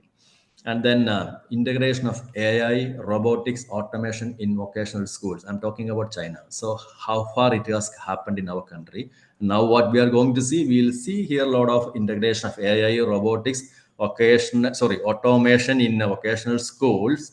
But how many will be properly run? That will be a question. So those institutions, if you are able to do it properly, there will be the correct technological skills the students will be getting, job ready skills students will be getting. So these are requirements: AI, machine learning, robotics, industrial automation, semiconductor fabrication, electric vehicles, solar panel, battery technology as part of the curriculum, because this is the place where jobs are going to be. All these are going to be all these are required in the coming days. Still required, but the demand will increase. And to meet the demand, job opportunities. And instead, if we churn our students with this degree, UG, PG, they will not reach anywhere. And as I said in the beginning, that will lead to problems for the country. Unemployment. Okay, next one, R&D, that we have seen with the case of battery. Though 1996, from the University of Texas, lithium cathode was developed by them. Then thereafter, it is their credit only. Chinese and their engineers, who are the other researchers and all. When I told you there are a number of papers coming from China, number of publications and patents, that means that localized R&D. And then private participation is already we have seen as skipping. Then continuous reforms and evolution. This is another thing. Continuous reforms and evolution based on the market demand or the industry demand. Curriculum has to be, our syllabus has to be regularly updated. So when you have a curriculum that is associated with the nearby industry, and based on the industrial need, we'll make it updated. Or based on the agriculture, it can be any industry, tourism industry, agriculture industry, anything. Okay. And then automation, AI skill. Already I shown with the AI skill, the utility. And I mentioned about the Tesla car, how the manufacturing is going on. Automation, AI skills are there. And then later with the agriculture, there you have seen how the robot is plucking with the help of sensors, the ripe tomatoes and all, or the capsicum. So these are the fields where technical institutes and reforms and evolution is happening. And then lifelong learning and reskilling, and that is where we are stuck. Normally, what happened with the UG, PG, we end up, and then some revision we do. But in the coming days, in any field for that matter, it will not help. Students will not be there. They will go to other institutes where better courses are offered, and that's a warning. Okay. So now, all in all, you will get an idea how China succeeded and India, we are somewhat stuck. We have to admit that. Why India struggling. That's exactly what that Taru's article when he has written, when I told you that is nearly 300 engineers from Chinese engineers from Apple manufacturing set left Tamil Nadu and Karnataka. We were stuck. And they have reached that level. And then about rare earth dominance is a world scenario. EV battery, another scenario. Solar panels, same thing. And then all these, not agriculture, all these apps that is being produced, whether it's DeepSeek or TikTok or whatever, Temu is like Amazon. It is all from this country. So they have, with that 1.45 billion people are there, but the skills they have, and that idea, craftsman spirit, and that is coming from the schools and colleges. Okay. And next one, and now in the coming days, what are the fields that are of interest? I know there are, okay, the key technologies of fourth industrial revolution from 2000 onwards, it is fourth industrial revolution. What are the key technologies?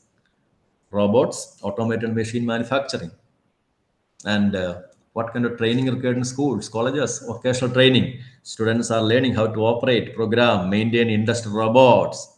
Imagine a lot of robots are coming up in the country. There are so many factories are coming up. Who will prepare them? We are going to import all these things from China.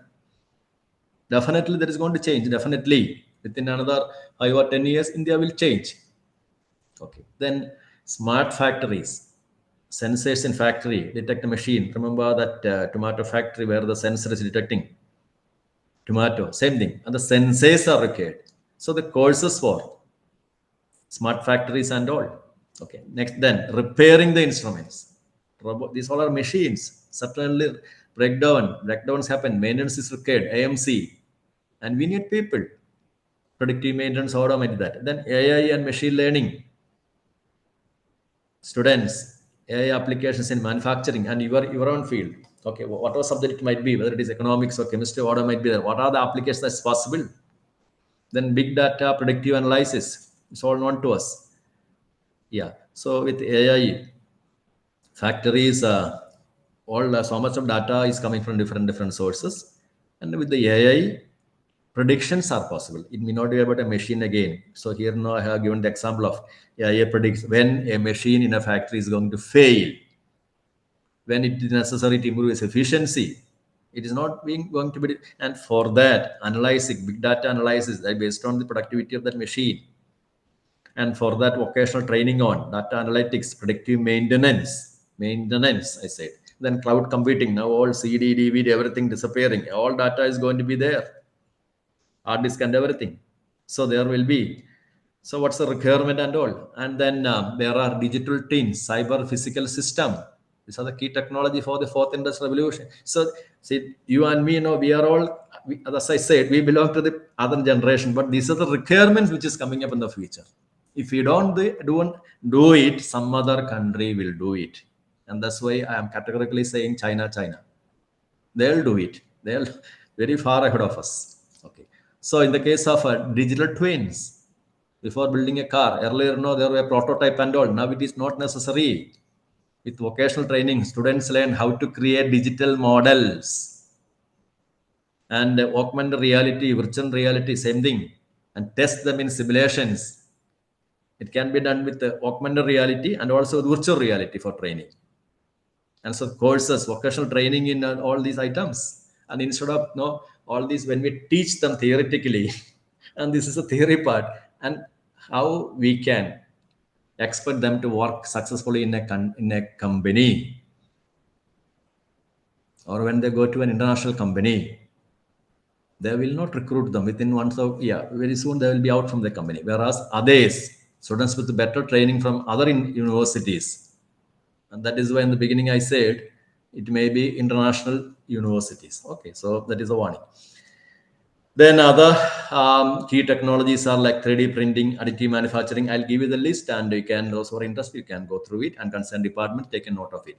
And this is one which we've shown already, fastest growing jobs, where this lies. So now we got an idea where exactly what kind of skill has become necessary in our colleges and universities. If you go in the traditional line, where we will end up. And that is what these fastest declining jobs are also doing. Okay, fastest declining jobs now with this particular title. What I meant by that, we are somewhat stuck here. Okay, so we have to come out and we have to offer the right ones. And then the new areas which is coming up, world level, countries are looking for solar energy implementation, solar panels. Still, there's a huge demand. India also, a lot of solar panels will come up. So the courses related to that, definitely cost effective, because you may be knowing that initially it was all Europeans were ahead of solar technology and all, but lately China, with though they blame, it was all subsidized by Chinese government. China made their solar panels cheaper, highly cheaper, and the Europeans, they could not compete with that. That is why they collapsed. And now they are the market leaders. And then hydrogen energy research. These are the areas where skills are required, because definitely it is going to come up, either hydrogen energy and then replacement of all these fossil fuels. Petrol and diesel will happen, and hydrogen is said to be the energy of the future, because it is a simple thing. If somebody comes up with the technology of breaking, electrolyzing water, H2O, H2 plus O, oxygen and hydrogen, now it is a costly. And when cheaper technology become available, hydrogen will be the number one energy source, and then all these petrol, diesel, everything will go out. And before that, there is a possibility, as we are seeing, electric vehicle with lithium, that is happening, but that also will get shifted to nitrogen. Sorry, not nitrogen, sodium, salt, because salt is cheaper, lithium is costly. So almost all the lithium mines are with China or some countries. So it's a costly process, a lot of environment damage also. Whereas sodium, that is salt, seawater, salt is available. So yeah, now the replacement lithium is likely to happen. Like, yeah, recently the CATL, Chinese company, I think I saw some videos in YouTube stating that they have come out with sodium-based batteries. But even China and all these countries know that another 5-10 years it will switch out to hydrogen energy research. So this is the area where, so courses related to this. And if our students are getting skills there, all these countries are looking for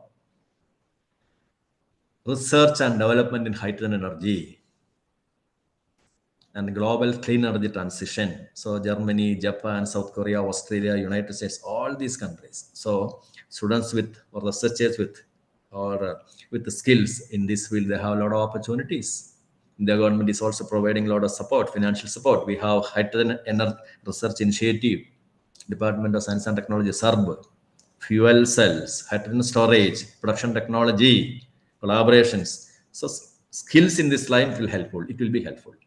So, all in all, top 10 skills of the future, that is as part of the World Economic Forum. This is what I said in between regarding Hanisham and Waseman. That's about their linkage between economic growth and critical thinking. Top 10 skills of the future. Top 10 skills of the future: analytical thinking, active learning, problem solving capacity, critical thinking, creativity, and leadership. Cognitive skills I mentioned in between. PISA test, cognitive skill. When I stated that the students from those 20 countries are the toppers of the world. They have these skills because of their education system, and their system is tuned like that. This I've heard many times from the students, from my own students who went abroad, and when they come back and complain to me, I felt embarrassed recently, because we taught them something. With that, they went abroad, or when I say went abroad, reached top-notch universities, and there they're finding what we taught them, it is not useful or beyond a level. I would not say not entirely useful. Okay, but they struggled, and they are saying our system is not good, and that is what opening up. That's why it helps. Okay, and then yes, I am skipping, and this is the one. Then many of you will think, what we got to do that. This is one simple example I give you. What about the seminars and assignments? It was all CCSS. It all in most all the colleges, universities, it was introduced assignments or seminars for what? It is a skill development process only, and we diluted it simply because we didn't take it seriously. What happens during assignments and seminars, UG, PG program? Students, if they are doing it sincerely, and then that students are also many of them, they may not be, but if you are strict, they could have. But anyway, it is an opportunity to develop critical thinking, analytical capacity, writing skill. Now they will go for AI, whatever might be that. So I used to ask one simple question. See, when you are presenting, when I ask you some question, in an interview, somebody asks a question, this AI will not be there to help you at all. You need your own critical thinking, analytical ability. Okay. And copy paste culture. That is what happened. That you and me, everyone knows it. But we could have stopped it. Introduce plagiarism tool in the institution and see that assignments and seminars are done properly. And then what would the assignment, critical thinking is there. So it is something like you are giving a problem. It's something like you can give the title like the climate change. What is happening in the Himalayas now? Why ask them to write a good article. How many of them can write a good assignment about it? But those who are taking it seriously, they will use critical thinking. They will search for data, and then language capacity also, and ideas to express effectively. Ultimately, they get the research skill. In UG level itself, when we are providing assignments and seminar, that was it helps them in all these critical thinking, analytical capacity, writing skill. Okay, and then what about the seminars? And during seminars, what happened? If an assignment is properly written, and if a student has to present in a class, and the teacher is also sitting there, what happened? The students are getting public speaking skill, number one, confidence and articulation capacity. Many there after the plus two may be shy, all those things. That all will change. And then interactive learning. If it is a topic, see, remember 30 students are there. One student is presenting a paper, a seriously written article, something very relevant to the local economy. Others they will be listening, and they will be asking the right questions. And some of the questions will be leading to better learning later. Collaborative discussions. Okay. And then problem solving skills. Because when they write something and they have to find out what is the solution, critical inquiry and presentation skills. A student who is good in the class, first year, second year, with all these presentations, seminars and assignments are paving way. But actually what is happening now? This is what I said, we dilute everything. We are also part of the system. Okay. So what students, yes, skill students gain from seminars? Communication, teamwork. Sometimes what happens, some problems will be, assignments will be a complex topic. 2-3 students jointly. That is what lead to teamwork. Okay. And then adaptability. When they ask questions are there, the presenter, he will be knowing how to respond it. And teacher himself, when asked a question, students take it seriously. This is all part of the skill. Okay, so these are the key points. Teachers' role in underutilization of assignments and seminars. Teachers' role in underutilization. That's what I say. Okay. First of all, students know they are being students. They do not know. They are youngest days. So they don't recognize what exactly they are losing in terms of skill development. For them, make it easy. Yeah, write something, submit to the teacher, and teacher is also happy. Okay, then what is our responsibility? Enlighten students about the value of assignment seminars. because many sessions, many teachers complain, sir, even if one of us take it seriously, others will not. And that has to be a collective decision by the department, by the institution. Okay. Passive involvement of teachers, already mentioned. Routine approaches, that also you know that. It just become just a formality, that's all. So what happened? Missed opportunity, innovative skill-driven methods. Because when you give a project or seminar assignment, ultimately it leads to some answers. Maybe students will be coming up with good creative ideas. Okay, that's all. So next part is about life skills and employability. This is all part of the NEP syllabus they are given. So life skills like communication skill, I have already talked enough about it. Teamwork, problem solving capacity, adaptability, leadership. Okay, taking initiative and guiding teams. Critical thinking. Okay, that part I'm skipping. Okay, so employers will be looking for life skills. Also technical skill. Okay, so what is this life skill, technical skill means? And in an institution, okay, but you have to think like that. Yeah, here one example I given: an engineer with excellent coding skills but poor communication. What happened? He cannot be a team worker. He knows everything, everything is in, but he cannot. Okay, so skill-based education means life skills, and he has to see that how that communication part also he has to improve. Then only he will become a well-rounded, successful uh, staff for that company, and the company employer will be happy. If it is a factory engineer, coding engineer with good communication skill, and then coding techniques and everything. So this is applicable for each everything. Okay. So technical skills alone will not help. Life skills also. And then there comes this question: employability skill, how to develop. So here, no, this is a center point. Provide measures to support young people develop their employability skill. And what we see here, one box you see, and all these are arrows. So students are coming to you. So what you can help them, how you can help them? Introduce enterprise studies into the curriculum. Student is coming to the institution, and you provide them the ideal course, and they'll be happy. Okay, options should be given.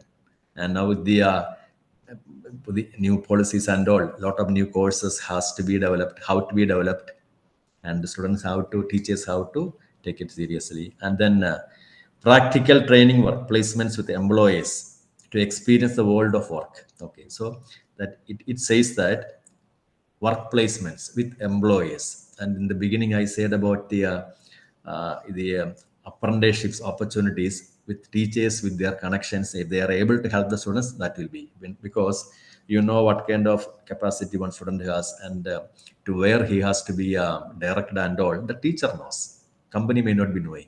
Okay, so help the students in finding a job or apprenticeship somewhere, and for that, no, we also need connections. Okay.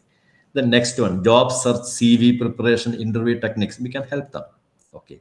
Then leadership skills, communication skill, problem solving capacity, conflict resolution. This all know what 30, 20 students, when you are, then they are with you 2, 3 years, you will come to know where do they fail, and we can help them. And this is what we call as the employability skill in the company. Suppose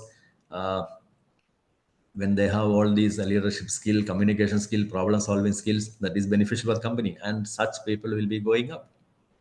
Okay, so that's all in general. Okay, so what is life skill and soft skill? So life skill, what I mentioned, skills necessary for managing, like critical thinking, emotional regulation, decision making, that's all. Soft skill will be the teamwork, time management, communication, interpersonal skill. Employability skill is the altogether. It is a set of achievements, understanding, personal attributes, and also plus the technical skill together. That part I'm skipping. Okay. Then another important thing, after listening to the session, many language, social science teachers know they must be asking me, so, then what are your subject? See, there lies the key picture. So what it says, communication is not a soft skill, it is infrastructure. Actually, language and social science are the bridge between technical innovation and human relevance. What does that mean? It says that suppose somebody is coming out with a software alone cannot do that. See, when it is offered to society, the language and social science teachers have lot of roles to play. Okay. So, for example, fintech engineers, clear communication, policy literacy, cultural sensitivity, design, financial tools, language educators are required. someone might have drafted one app or software for that, but the proper communication and the literacy is required, then only that product will become successful. And in such, that's what in the big, yeah. So then software developers also, they are also building tools for humans. Okay, but the humans need to so they need storytelling, empathy, user psychology to make tech usable. A software on its own, it will not do anything. Language teachers are very much essential to popularize all these things. Okay. But we have to see in what way we can help. I'm talking about the language and social sciences. That's why in the beginning I mentioned AI tools, you understand. And what AI tools you will be of will require improvement. Or if a teacher is from economics, the AI tools which is available for his branch, or which AI tools to be used, and what kind of attitude and what kind of this kind of policy literacy, sensitivity, extra has to be, social impact has to be highlighted. That only the social science teachers can understand. And same is the case with language also. What kind of language be used? Okay. So the traditional way, it will not help. There are products will come, lot of products. That's what I meant by that. Okay. So language and the social science, they are the bridge between technical innovation and human relevance. If human, that is why many items failed because of that. There is one case study which I'll give you later. Yeah, one government Tamil Nadu project, SARI project, and the reason why it failed was, yeah, it was an item introduced for the community, but the digital divide, the rural communities were not provided the necessary support based on their requirement, and that did not happen, which has to come from the social science side and language side. Okay, so local engagement did not happen. Technical support also, they were not unable to communicate properly. Somebody discovered, and the one item came.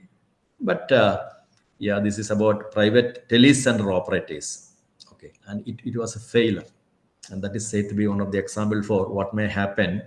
The support of the other branches are not there in the age of AI and technique. Okay, and next one is linguistics, computational linguistics, the languages. See, linguistics, no, they are experts in specific language, agreed, syntax, semantics, and all. Computer scientists, and they are computer language. But imagine a situation where a linguistic person with expertise in computer scientist, that's what we call as interdisciplinary expert. Whether you and me like it or not, to survive in the coming days, as I said during COVID period, teachers know who were not willing to use laptop and PowerPoint, they were forced to take it. Same thing. Okay, we have to become interdisciplinary expert, professionals with the knowledge in both language knowledge and computer science knowledge, or who are willing to work with computer scientists, and there will be bridging the gap between theoretical language understanding and practical computers, and the future is for them. And that takes it to the next part. What is computational linguistics? That is a natural language processing known as. All these AI tools and a lot of items like Siri, Alexa, Google Assistant, Google Translate. And what exactly is the machine doing? It requires the support of language teachers, syntax, and all. Then we have to explain to them. And there comes the natural language processing area, subfield of AI, interaction between computers and human natural language. And there are so many regional languages are there. And for the proper utilization of all, it requires, so I said, in your language, if you are belonging to a regional language, you have to see what all AI tools can be utilized and how it can be more made effective in your language. And that will become your success story. Okay. So generation of natural language text by AI. Okay. So it is known as the NLP, natural language processing.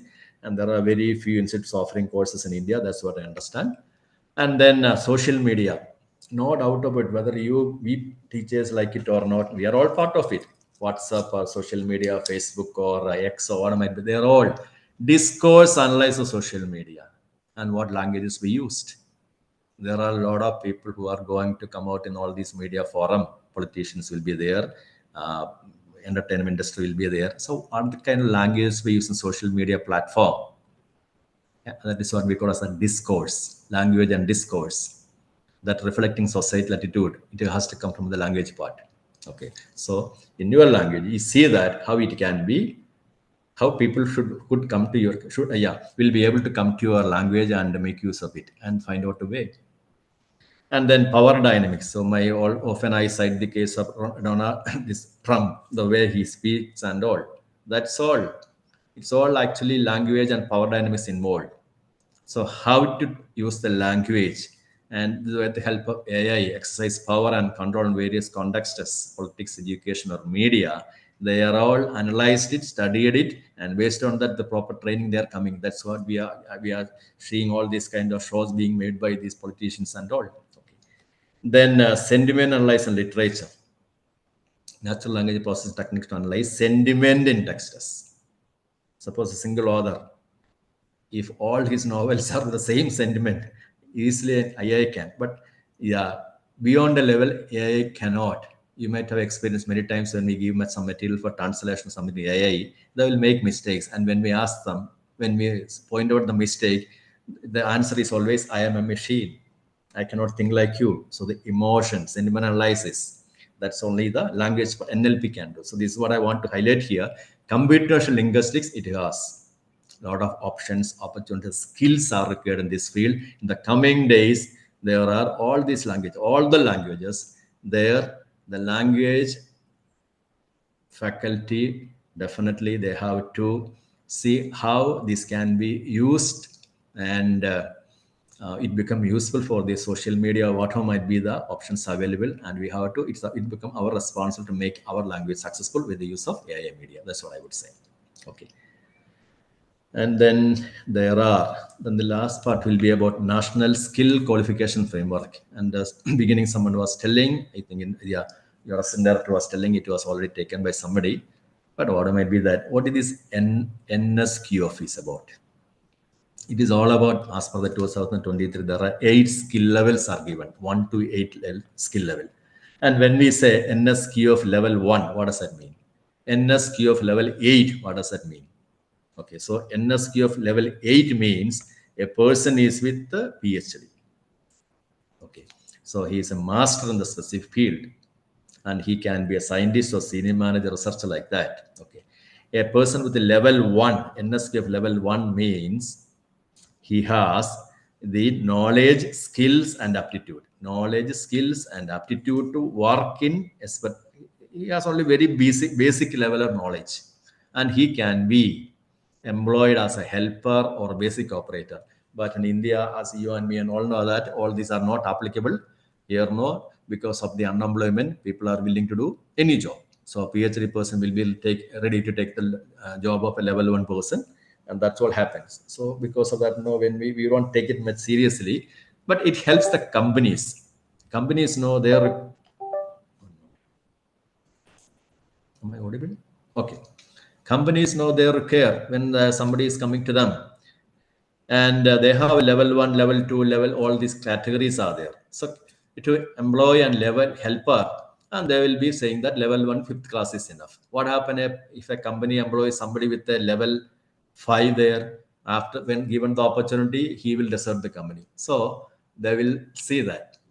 So company, when they are employer-employee relationship, that is good, but employer always wants that employee to remain there for a long period of time. And after 1 year, 6 months, after getting training and he leaves, that's a loss for the company. So there also they'll be seeing what is level 1, levels like that. So level 1 job means 5th class. That's all. Then level 2 NSQF, and that one reaches that level. Assistance industry like housekeeping, factory work assistants, and their education level is 8, class 8. So a person with the class 8, he's having the skill and knowledge and aptitude to work as a help assistant. Okay, and that is at level 2. And then level 3.54. 3.54, you can see 11th standard and 12th standard, that is plus 2. So a person with the plus 2, when he's completing, he is reaching the 4th level. And as a student with Suppose somebody is coming to you and a factory, going to factory, and he is having the education level of level 4. That means he's from +2, and he is expected to have expertise to be as a supervisor, junior technician. Okay. And then what about the colleges? And that's what you have to see the difference here. 4.5 and 5. 4.5 means UG first year. So exit after first year, exit after second year, that category is there. So UG first year is 4.5. UG, 2 years of UG means, and by that time he will be in the, he will be having the level 5 level, and he can be a senior technician. Okay. And level 5.5, 3-year degree course, a person completing, and he can be a diploma holder, sub-engineer, assistant manager, he can be. Okay. 4th year UG he is completing means he has reached 6th level. Okay. 6th level. So he can be also more or less same level. And with 2 years of PG, not for engineering, for the regular arts and science colleges, PG first year, second year. Okay. So the PG second year means 6.5 level he is reaching. Okay. Then for engineering only, this level 7 has come. Level 7. So if somebody is with a NSQ of level 7, that means he has the expertise to be of engineering PG background he is having, MTech and all. Okay. And level 8 is the one for very highly specialized professional, a person with a PhD, and he has reached the level 8. So what's the use for all this? So suppose you are going to, a company is making an interview. They are from some other country, and this is a framework NSQF level given to them. And then based on this level, they will select the employees. Many of you may be knowing that in the developed countries and all, to work as in a nursery, here nursery anyone can work. That's not possible in the European countries and all. To work in a nursery as a helper, you have to have certain level of level 2 or level 4 or such qualification necessary. For example, a person who is cutting tree, plant doctor, that's what they call us in UK and all. So plant doctor means a person will be knowing basics of the botany. Only he can be. Okay. So that is the intention of. So here, actually with this level, what is the need for all? Earlier, all such categorization was not possible. Suppose somebody from here going to Fiji Island and they are getting a job, and he is saying, I am from a degree second year from India. And then they can categorize this person with the degree level, he is fit for that.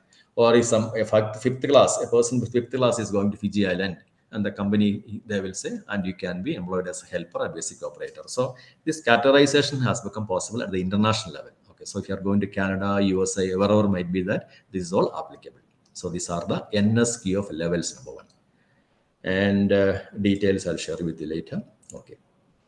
And there is then credit and all, it's already known to you. So that part I'm skipping. Then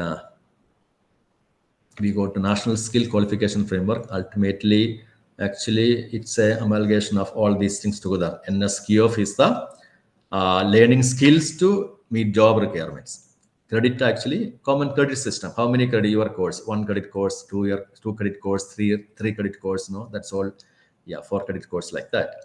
Then NCVT is there.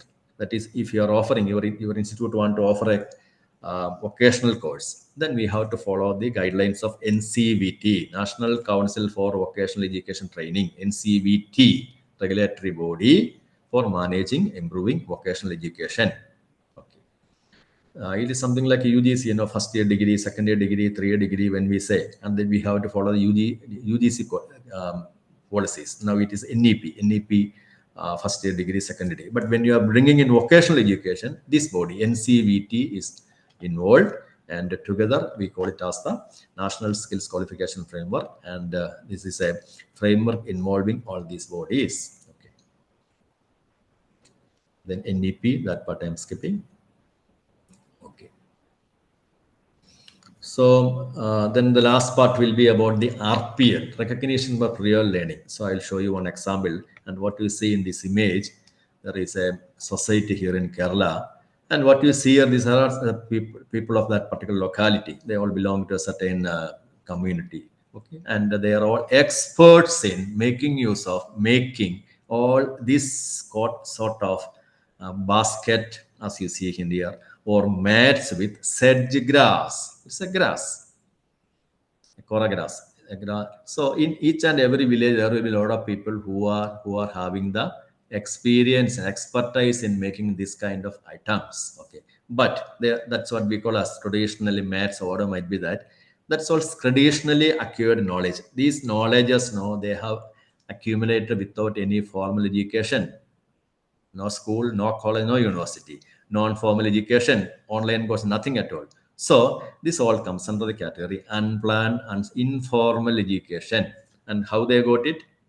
They got it while either being, and you also suppose you are moving with a carpenter group, you will also learn the basics of, you also will learn the basics of carpentership, electrician, with many years of experience, but no degree. He will be expert in the expert, yeah, that. And pottery, clay arts, all same thing happen. So it's a skill acquired outside the formal education system. Okay, so here the question comes, how to grade them? How to grade them? Suppose this person, he wants to go abroad or wants to get in a company, but he doesn't have a quality degree. He doesn't have a school degree. Yeah, no +2, no BSc. So how to do that? And for that all, your institution can help. Your institution in and around the region, what are this kind of skilled communities, if they are there, if that economy is depending upon certain kind of skills like that, how to grade them, how to evaluate them, skill assessment, that is the work. Evaluate skills through, we have to fix, yeah, it's something like you are framing a questionnaire, okay, with practical test, interview and portfolio, and based on the expertise you will say this person has cleared and he has the expertise to be appointed as a viewer of this particular category, or a carpenter of a category, or a pottery expert, like that. Okay, I will show you another example. Yeah, same field. Here you can see these all from the one same society, and the second one is coconut fiber, and these ladies are expert in making coconut fiber based ornaments. Okay, and this is another one, bamboo rattan, is another expert, but they don't have degree or +2 or anything. So how to grade them, how to provide them a skill assessment? Okay, so how it helps is, actually these all are the people without any formal non-formal education, formal and non-formal education. And if your institution is able to offer them a methodology how to evaluate their skill and grade them and give them a certificate, and that's what we call as recognition of prior learning. Okay, and this need not be illiterate alone. Our case also, if we are a teacher, suppose I know pottery, what is my expertise in pottery, how to grade it? Same thing. Even if I have institution, the nearby college is grading based on my through practical test and interview and portfolio in pottery, then I will get a grade sheet. So I may be a PhD or everything, Rosser Award might be that. But in addition to that, I have this expertise also, because in that region, clay is available. A lot of people are dealing there, or maybe by interaction with the local people, I might have got expertise in that particular field. But anyway, recognition of prior learning, that's what happening. So experiential learning skills that will be helpful for the rural community. Recognition we are giving, and that will lead to more job opportunities. So what's the advantage for the institution? What is the advantage for the institution? Okay, your institution is supporting them. You are supporting local talent, foster skill development within rural area. There are many hidden treasures like this. Okay, that's the idea. Like, so that's all about the skill development and empowering teachers to students. So if you have any questions to ask me, I'll just see, is there any chat box, anything is there? Unmute yourself. Okay, not to me. That's earlier message. Okay. Hello, you are all there? Yes. Okay. So I know it was a long session, so many slides, so many different fields are taken, and I'll be sharing the PDF with the links, and I would request you to refer and watch some videos also, because this is all happening in different part of the world like this. And many of these items, even I was unaware of the Chinese development like this, the skills they possess, that all. But when we read it and all, we really feel embarrassed. And the PISA test, Indian poor performance, really sad about it. Okay, so there are a lot of things now which will help. And ultimately, as I said, Autonomous college, they are better placed compared to other institutions because you have a department. Within department you decide and see that what is the requirement. Okay, so if you are coming from agricultural background, rural area and all, there are a lot of things available in this country, but with better technology we can go ahead, and the institution help in different directions also. Okay, productivity increases, then value added products coming out from there, and then students themselves coming out with innovative ideas to help the farmers, and farm based industries coming up. That's all we require. Okay, that's all. So any doubts or any questions to ask me, you can. Yeah, and I don't see any messages there. That is somewhat strange. No messages. No message in the chat previews. Okay.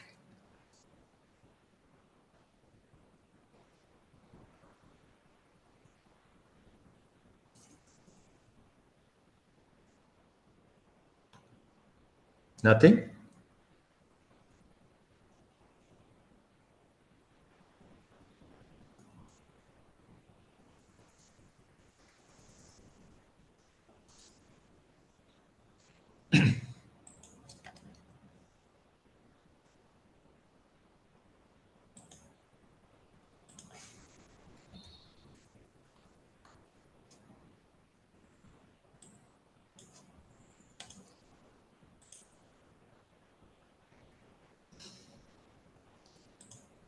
I will be sharing some slides, and then those who are interested, you can communicate with these companies for the technologies and all. Don't wait for the local entrepreneurs to come out and do anything for you.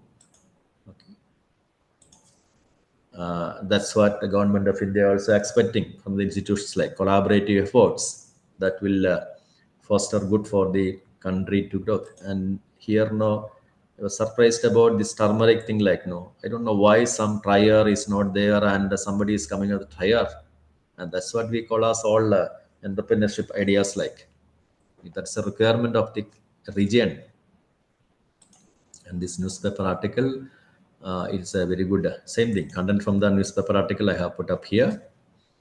Then industry what happened, and then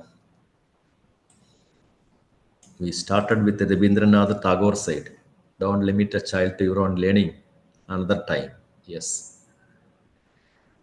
Yeah, so if we think that what we learn and that is enough for the future generation, we are entirely wrong. And that's what he said, that he was born in another time. So it is our responsibility to see that what is required for to equip them for their future. Okay. And then okay. And this World Economic Forum data web page links are there.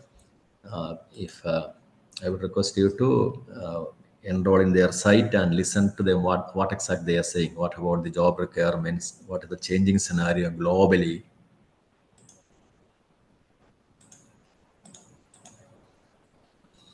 And this is very interesting. Like seven, all our students know, they are aware of only these 7 jobs like that, but there are nearly 40 domains. All the domains are not given. Various career options are there. So such kind of information will help the student, and students depending upon their skill. Some are good in talkative and good in handling people, and they are good for the hospitality, tourism and all. Okay, agriculture, environment, like that.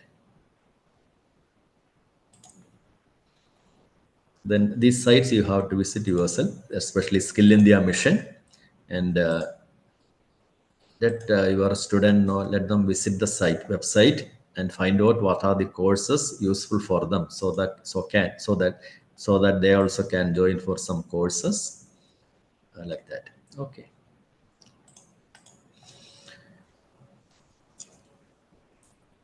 Yeah, that's all.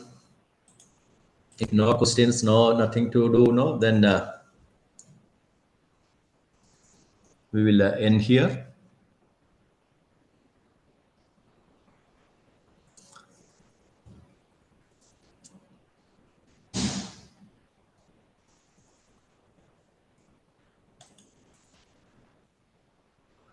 Yeah, thank you.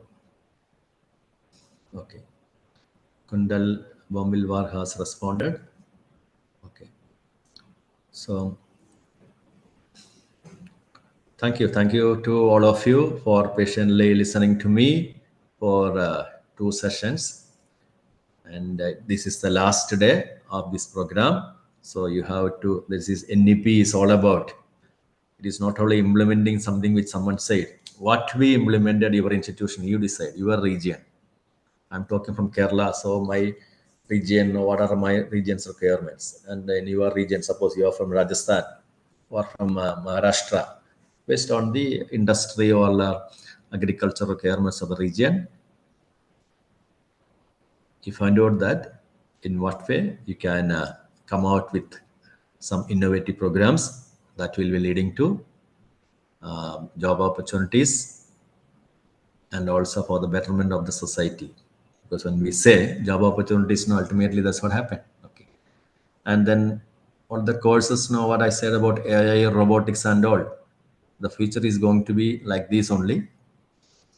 And we all learned with the traditional UG, PG, everything, including myself. Okay. Now it has the time has become. We have to see that modifying our syllabus and our course content with the available fund. With or without fund, we have to modify. Otherwise, no, students will move out. I'm stressing upon that point. Students will not be. You have seen that companies are offering. You just imagine TCS is offering +2 students. We require, you come to our institution and we will train them and give them job. Then ultimately what happened? Students will stop coming to colleges and all. That may happen. And that's what happened abroad also. Okay. So that's why the NEP policy, Government of India is offering now a first year exit, second year exit. So you have your student has to do not, the student doesn't have to complete a degree.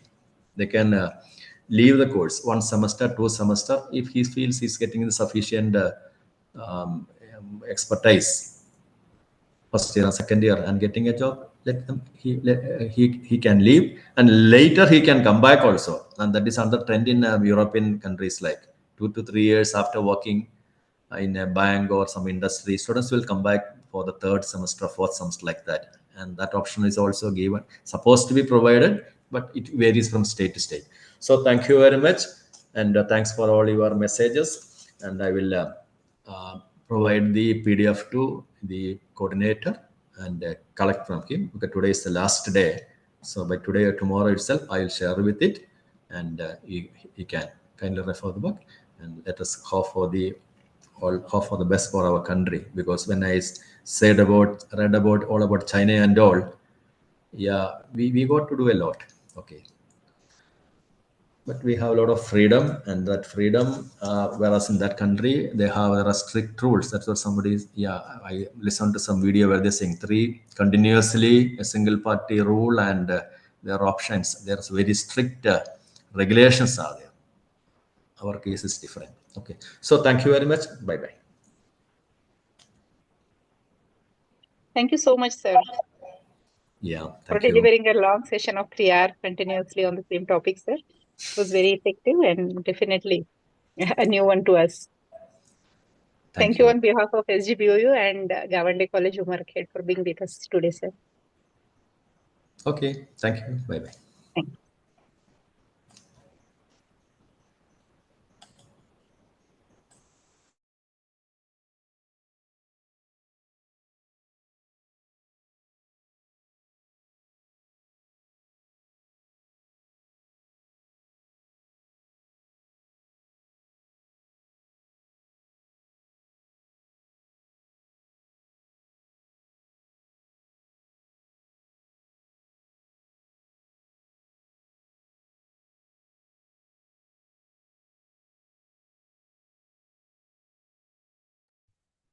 Hello, Ankit sir, are you not there?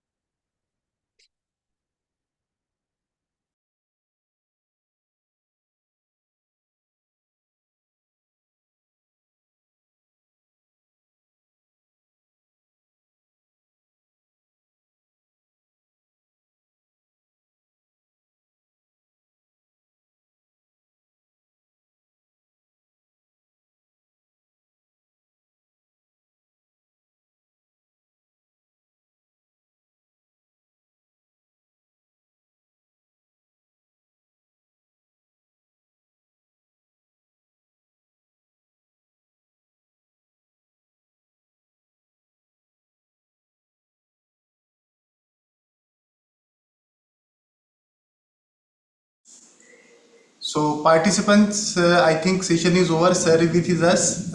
Hello, Professor Thomas sir.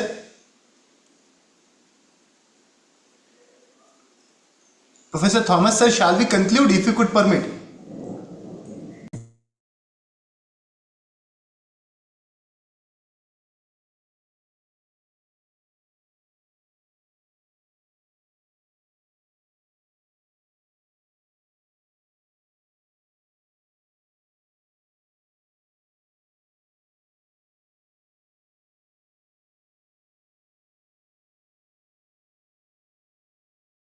Hello, Professor Thomas sir.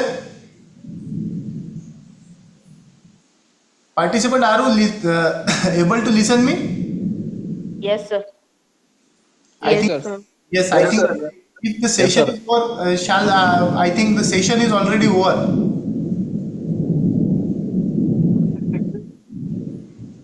Session is already over, na? Yes, sir. Yes, sir. Yes, so yes. So what we can do, we will stop now here. And today we have completed this program. So I first of all thank you to all the participants and specifically Dr. Bumpilwar ma'am for her effortless coordination. As well as the principal of GS Gawande, the Gopika Bai Sitaramji Gawande Mahavidyalaya Umarkhed, that they have taken such kind of distinguished and appreciative initiative for their faculty members and the research scholars. I would also like to thank the trustee and the management of GS Gawande Mahavidyalaya for their support and valuable guidance during the conduction of this program. And lastly, all the participants, because without your active engagement, it is not possible to conduct such kind of long programs. So we are really thankful to you also. Friends, whatever may be the knowledge you have gained through this program, you can inculcate in your institution, in your students. And if you have any kind of collaborative opportunity, definitely approach to us. Our group will be open. Definitely share on that group. We will percolate this activity to other colleges, other student fraternity and the teacher fraternity, that they should get the benefit of all these things. And lastly, strengthen your IQAC, because the IQAC is such kind of instrument who can take all the responsibility of the quality education to our student and in the present scenario. So with this, I will take your leave. Two things are there. Your certificates. You have to first fill your feedback. The feedback link is already available in MMC portal from where you have registered for this program. So what you have to do, you have to log in the MMC portal, and in the left hand side there will be a feedback tab. You have to first fill the feedback form, and then after you will get your certificates, and your certificates require 2 or 3 more days. So by Friday you will get the certificates in WhatsApp group itself. Okay. So thank you everyone, thank you, and we will stop now here. I would also thank to Professor Joshi sir, Professor Shirbhate sir, Badve sir, and all the participants, those who have taking interactive participations during all the sessions. Thank you everyone, thank you. Thank you so much, sir.